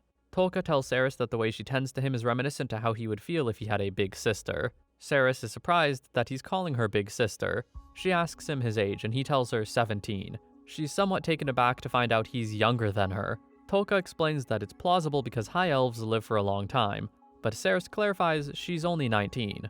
Toka is shocked and blurts out that he thought she would have lived for 100 years or more. Ceres then explains that while elves have longer active muscle periods, some look and age similarly to humans, meaning the relationship between age and appearance is almost the same for elves as it is for humans. Toka then asks Ceres how old she thought he was, and she tells him that she thought he was in his early to mid-20s because he's too calm. Tolka then asks her if this means he's going to be treated like a little brother from now on, and Ceres clarifies that she won't treat him that way because he is the king of the Fly King Squadron, and she has no intention of changing her attitude towards the king to whom she swore her allegiance, even if he is younger than her. Tolka suddenly closes his eyes and smiles, and Ceres asks him if he can't sleep, and he tells Ceres that he can't because his nerves are too excited. Ceres then tells Tolka that she hopes what she's about to do will calm his nerves. She recalls how her aunt used to let her lay on her lap for a long time ago. Ceres then places Tolka's head on her lap and tells him to not keep his struggles to himself. Tolka asks her if he looked like he was having a hard time, and Ceres responds that when the demons attacked all at once, Tolka had the attitude that he was fully capable of defeating them, so much so that even Eve, Speed, and Liz were assured by his attitude. However, sometimes she gets scared that one day he would place too much of a burden on himself, and that she is also afraid that he would suddenly break down. Tolka tells her that he is probably already past the worst situation he can think of, and that he is not made to break so easily. Ceres tells him that maybe that's just what he thinks, but Tolka tells her that if she really cares about him, then he would need her to support him the best she can. Ceres agrees to do so, and tells Tolka to leave it all to her.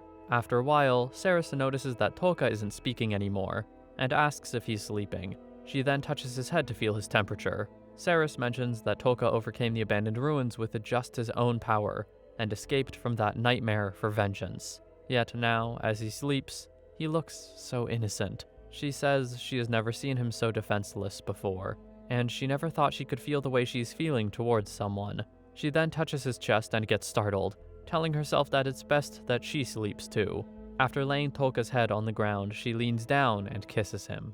Kashima thanks Itsuki for protecting her, and Itsuki tells her to not be so formal when addressing her. Hijiri tells Kashima that even in a place like this world, her behavior and actions haven't changed at all from what they were in the previous world.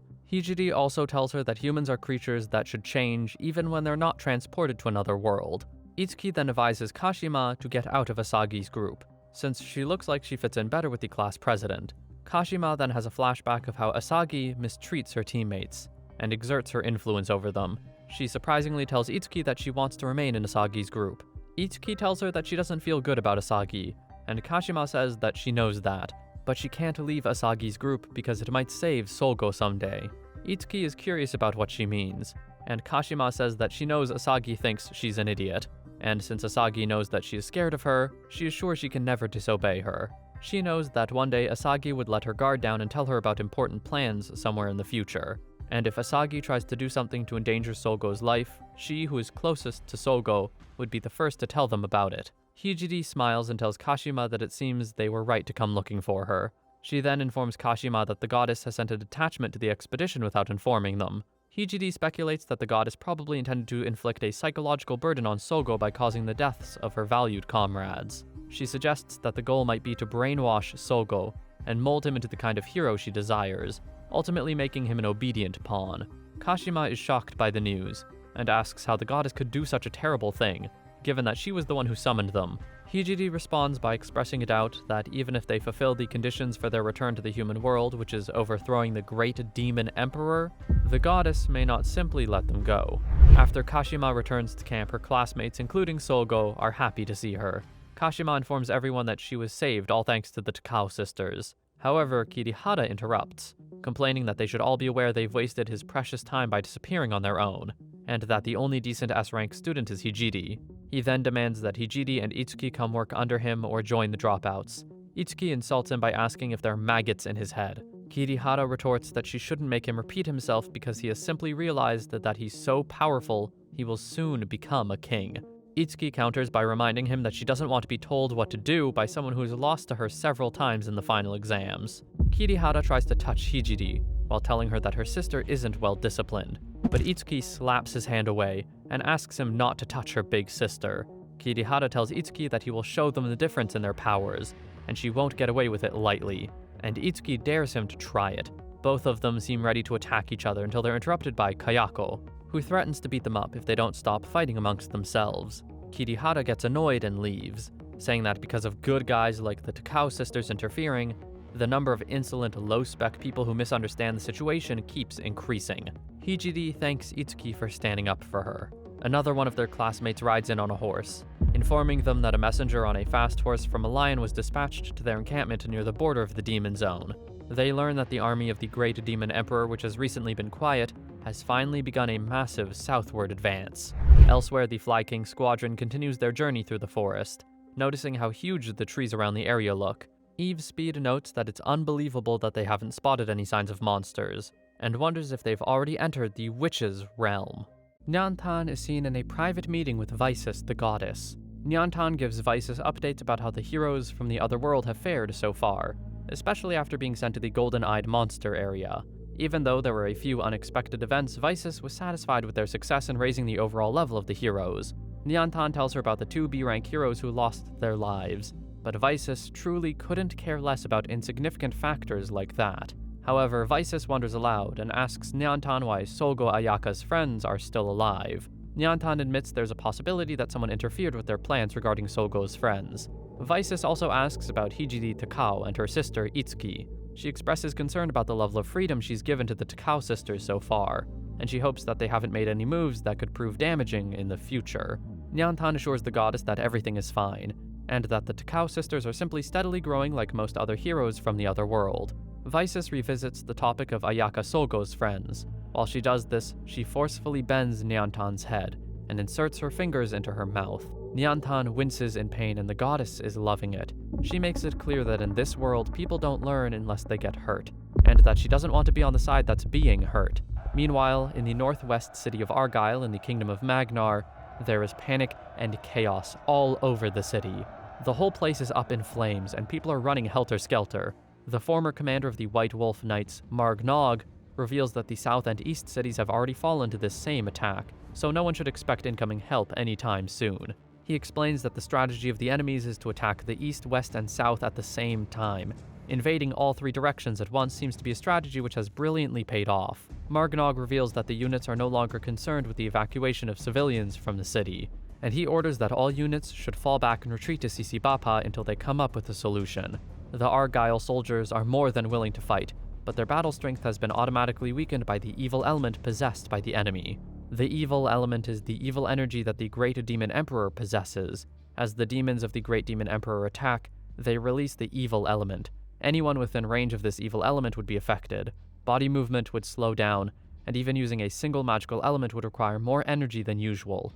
Even with the evil element against them, the soldiers are still hopeful that the likes of Sogyo, the continent's only divine magic sword wielder, and the White Wolf Knights won't be defeated by these demons. Margnog shares his soldiers' optimism, but he also points out that Sogyo would surely be affected by the evil element. Their last hope, if they truly have any, would be the heroes from another world, who are thought to be unaffected by this element. Just then, an unmarked wagon comes in at full speed. Curious as who they are, they don't wait long before they find out who is on the wagon. On close inspection, they realize that the people in the wagon are the previously evacuated citizens, who should be headed towards Sisibapa by now. The escapees are all dead. It looks like a message from the demon army to abandon all hope. As if things aren't bad enough, the soldiers guarding the walls of the city reveal the loud noise they heard earlier, which they thought to be reinforcements from Sisibapa. In reality, it is a large force of enemy soldiers approaching their gates. Suddenly, a monstrous creature with wings like a bat and goat-like horns comes flying in. The creature introduces himself as Draikuva, and he reveals he's a loyal servant to the Great Demon Emperor and the third of the Sworn. As if to mock them, he encourages the humans not to give up hope, but to fight willfully for their survival. Then he promises that the moment the humans lose hope is when they will be mercilessly trampled on by the Great Demon Emperor's army. Meanwhile, the Allied forces are presently engaged in a war meeting. They talk about the consequences of the Great Demon Emperor's decision to attack from all sides. They conclude that the scale of this attack is much larger than the other attacks in the past. If there were ever a time to reveal trump cards, now would be it. As a consequence, after returning from the Golden-Eyed Monster area, the heroes from another world depart the castle of Aelion and set out to the kingdom of Magnar for battle. While the battle rages on, Mimori Toka and his companions are a step closer to achieving their goals, having successfully found the place where the Witch of Taboos, Erica Anarvale, resides. They must now find a way to convince her to let them in for a start. Toka completely opens up to Erica about how the goddess abandoned him to the ruins. After finding out how weak he was, he tells the story of how he battled to survive and continue his search for the forbidden spell which one could use to defeat the goddess. Erica Enervale finds it a bit difficult to believe that Toka didn't just survive, but found a way to kill the human-faced monsters. She's also shocked that someone like Toka could use strange magic to restrict the movements of her handmade golems which serve to protect her. Toka tells her it wasn't cast magic or a spell, but it was the power of a hero from another world. Seeing as he's the goddess's outcast, the Witch of Taboos gets a clearer picture as to how he's made it this far. Erica Enervale seeks to know the true purpose of their visit. Toka reveals that there are 2 reasons why they've searched far and wide for the Witch of Taboos. Firstly, the leopardkin Isekai'd and the dark elf Liz require protection. Toka tells Erica that if she can't offer Eve and Liz protection, then they may be condemned to a life on the run. Erica asks why he didn't seek protection for himself and the high elf Ceres. Toka informs the witch that he doesn't intend to stay for a long time. Once he's attained his second purpose along with Ceres, he intends to continue on his way. To lower her suspicions, he also reveals that he doesn't intend to spread rumors about her once he leaves, as starting speculations concerning the Witch of Taboos wouldn't benefit him in any way. Erica is intrigued so far, and she seeks to know the other reason for Toka's visit. That's when Toka lets the words fly. Forbidden curses. He holds a book up and reveals that he picked it up from the ruins. His best guess for interpreting the strange book was to find someone who knew a lot about taboos. Erica directly questions whether he seeks this power to be able to defeat the goddess of Aelion. Without mincing words, Toka admits to this. However, the Witch of Taboos doesn't just let out her secrets. She reveals that she's not completely sure whether the young man standing in front of her is the right person to share her knowledge of forbidden curses with. Erica Enervale looks down and spots Eve again. She asks whether Eve is of the Speed tribe. Eve replies that she's indeed the daughter of Idem Speed. This takes the witch by surprise, as she used to know Idem Speed very well. Erica asks about the well-being of Idem and Pakwi, and she's surprised to learn that the father and mother of Eve's Speed are gone. She instantly apologizes for bringing up the matter, but Eve has no problem with it. Eve's Speed opens up about how while growing up, her father gave her a map, and asked her to use it to find the Witch of Taboos if she is ever in need of help. Erica admits to hearing news about the destruction of the Speed tribe. Eve talks about how the tribe was going strong at a point in time, and was suddenly destroyed the next morning, leaving her to wander the continent as the sole survivor. It was during her wandering that she found her little sister Liz, who was wandering just like her. Erica asks Liz for her last name, but the Dark Elf has no idea what it might be. She reveals that she used to lead a quiet life in a Dark Elf settlement in the forest, which suddenly got destroyed one day by people claiming to be cavalry from Aelion. The same Aelion where the goddess Visis is in charge. Erica clenches her teeth in disgust concerning the goddess. Liz goes on to talk about how she managed to survive and become a wanderer until she met her older sister, Eve. She also mentions that just when they were both in huge trouble again, Toka saved and freed both of them. Erica admits that under normal circumstances, she wouldn't allow them into her abode, but there's no way she can turn away an elf from her tribe who lost her home, as well as the daughter of Idem Speed. However, before she agrees to let them in, she points out that everything that happened since they met Toka may simply be a brilliant plan to gain their trust and make them lead him to the Witch of Taboos. In other words, there's a possibility they've just been used by Toka. Eve, Speed, and Liz react indifferently, even after learning about the possibility of being used. They point out that Toka has sacrificed a great deal for them at this point. In truth, both Eve, Speed, and Liz do not mind being used by Toka. Erica is surprised by their response, but as she has nothing else to say, she invites all of them into her home. Toka can barely hide the grin on his face.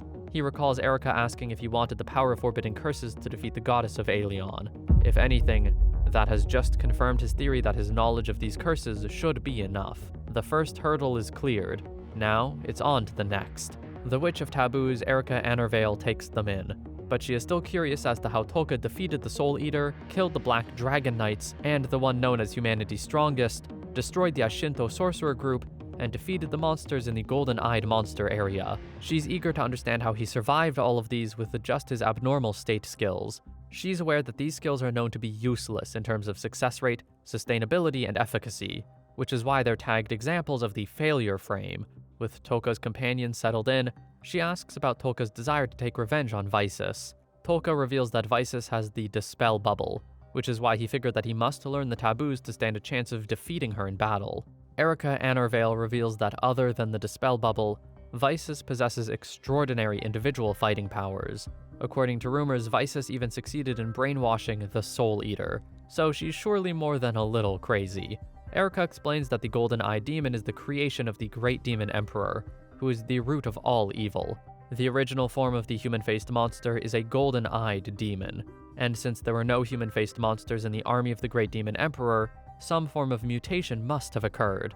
Now, the condition for a mutation to a human-faced monster would probably be eating a human being.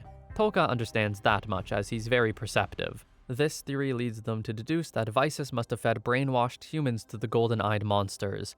After doing this by sacrificing lots of people over some time, that must have been how she was able to control the Soul Eater and place it at the exit of the disposal ruins. After their chat, Erika Anorvale admits that she's starting to come around to Toka, but it's still up to him to earn her trust during his stay there. She also points out that he has a wound on his left shoulder, and she intends to let him heal from that injury first. Before going, she makes a side comment, saying Visus might have made a terrible mistake by attempting to dispose of her most formidable adversary yet. The Witch of Taboos leaves the room, and Toka's companions are free to talk about how glad they are that she's a good person. Saris also points out that from Erika's body language, she can tell that she's not the biggest fan of the goddess either. Meanwhile, Toka reminds Saris that they will be sharing a room with only one bed this time, as there are only 2 free rooms in the house. While Liz and Eve Speed got one, the other is to be shared by Toka and Saris. Saris panics and blushes, before stating that Toka is her king, and she belongs by his side. She also says that she's given him all of herself to do as he pleases. Later that night, neither Toka nor Saris can sleep comfortably. Saris whispers that sharing the bed with Toka is the first time she shared a bed with anyone other than her father. Toka says it's the same for him, so she wonders how he's remained calm so far. Toka teases her, saying she's not the only one who can remain calm in these situations. He also reveals that there's something else that keeps him calm, but he'll tell her when he feels the time is right. Saris looks forward to it, and she also admits that she has something to tell him when the time is right. There is silence for a while as they try to sleep again. Toka breaks the silence by telling her to be more confident in herself, as she has a likable personality, alongside being beautiful to the opposite sex. He tries telling her about the opposite sex he likes most in this world, but Saris's cheeks are already too flushed and she's about to lose control. She pleads with Toka to use sleep on her, and Toka agrees to do so, and she falls asleep in a matter of seconds. Toka watches her sleep and admits that she's a peculiar one, before falling asleep himself. Meanwhile, the armies of the Allied forces are still on their way to fight against the Great Demon Emperor's army. This army, the South Counter-Invasion Force, looks intimidating when seen up close. The human side was divided into 3 groups, just like the Demon Emperor's army. The West Counter-Invasion Force will be led by Ikusaba's group, the Drunken Sword Party, and the army led by the Holy Saint. The Takao sisters, Nyantan, and the Aelion Cavalry are designated to handle the East Counter-Invasion Force, and the White Knights, or Magnar, were also incorporated into it. Ayaka Sogo's group, Kirihara's group, Yasu's group, Banewolf, the Dragon Slayer, and the 4 revered saints have all been placed in the South Counter-Invasion Force, and the goddess of Aelion is with them. Meanwhile, Ayaka Sogo looks a little off, and Suo seeks to know what's wrong. Suo also reveals that she's a little worried about the power gap between the rest of the group, including herself and Sogo. Sogo reassures Suo that she'll do her best to protect all her 2C classmates. Visus cuts in, saying that Sogo might as well learn some unique skills while she's doing that. She mentions that it's not just for her sake, but for national pride, as it's embarrassing to have an S-class who doesn't have any unique skills. Sogo apologizes to the goddess for not learning anything so far. Banewolf cuts in, and says that Sogo is trying her best. He also points out that her squad has shown massive growth, including Suo, so Sogo should be regarded as a force to be reckoned with. Visus then implies that Banewolf might have a crush on Sogo. Sogo lights a cigarette and fails to deny this. Instead, he points out that the goddess has been a little over the edge since the appearance of the Great Demon Emperor. Visus rides ahead of them. Banewolf puts out his cigarette and encourages Sogo even more, asking her to let others help her. While she's grateful for the encouragement, she's unhappy that Banewolf simply littered his cigarette stick. She recalls her days in the other world when she used to stop people from littering. That aside, she asks if the Demon Emperor's appearance truly bothers Visus that much. Banewolf admits that the true reason might be the annihilation of the Black Dragon Knights, alongside humanity's strongest, Civet Gartland. If only Civet were still alive, the goddess might have comfortably cut down the number of heroes a little more. He reveals that one of Visus's greatest fears is that the heroes might become too strong and too difficult to control, hence the need to cull them to a controllable number. However, culling them is a little dangerous before the Demon Emperor is defeated. The whereabouts of the Ashinto Knights remains unknown, and so does the true strength of the Demon Emperor's army. All of these uncontrollable factors must be combined to give Visus a real headache. Meanwhile, Visus rides ahead to meet Kirihara. who proudly asks whether the stage is set to show his true strength. Waifu says they can't reveal their trump card Kirihara so easily. At a level 279, Kirihara is at least 50 levels ahead of the next highest Hijiri. This gives him the confidence to call himself the strongest, even among those in S-Class. Meanwhile, a message comes in that the monsters in the East Invasion Army are increasing rapidly. Waifu says that they wouldn't have kept their true number hidden for so long, and she rules out teleportation devices because she knows that such a trump card would have been used more effectively. In the end, there's only one conclusion that makes sense. These demons are being created on the spot, which means the Great Demon Emperor has truly returned. Meanwhile, Tolka and his companions remain at the house of the Witch of Taboos. They look well settled in at this point. Erika and Eve walk in, but they notice that Eve now wears a band on her arm. Erika asks Tolka to put some magic into the armband and see what happens. When he does it, it transforms Eve's speed into a pretty human lady. Erika reveals it's a special armband she made for Eve's father and all members of the Speed clan. The bracelet can transform all leopardkin into human form. Eve finds her new human body a little difficult to adjust to. It's very uncomfortable being so hairless and naked, so she understands why humans wear clothes. Erika reveals that her parents were too kind at times, so she made something like that to enable them to coexist with humans even after their clan is destroyed. Eve has to relearn the concept of maintaining balance on her feet without her tail. While she's at it, Tolka asks her to teach him how to use a sword, as Ceres is occupied with teaching him horse riding. With Eve's new form, she still retains more than 90% of her normal powers. Amazingly, Erika reveals that changing the percentage of magic embedded in the armband can also bring back some of her leopardkin features. However, they all agree it would be best for her to remain in human form for now. So Tolka goes off to learn horse riding and sword fighting from Ceres and Eve. As special as he is, these new skills prove challenging for him. Thankfully, it was never meant to be a one-day job. A little while later, he cools off by reading the Book of the Forbidden Arts. He reads the book during every bit of spare time he has, and Erika is a little curious. She asks, and he confirms that he found the book at the disposal ruins. She requests to see it, and she confirms that this is a sign of her new trust in him. Reading it, she says the book would have changed a lot in this world if it got out. Also, she finds out that Anglin Bathrad, the great sage who owned the book, defeated the root of all evil but never returned to his world. Instead, he was sent to the disposal ruins and couldn't defeat the Soul Eater.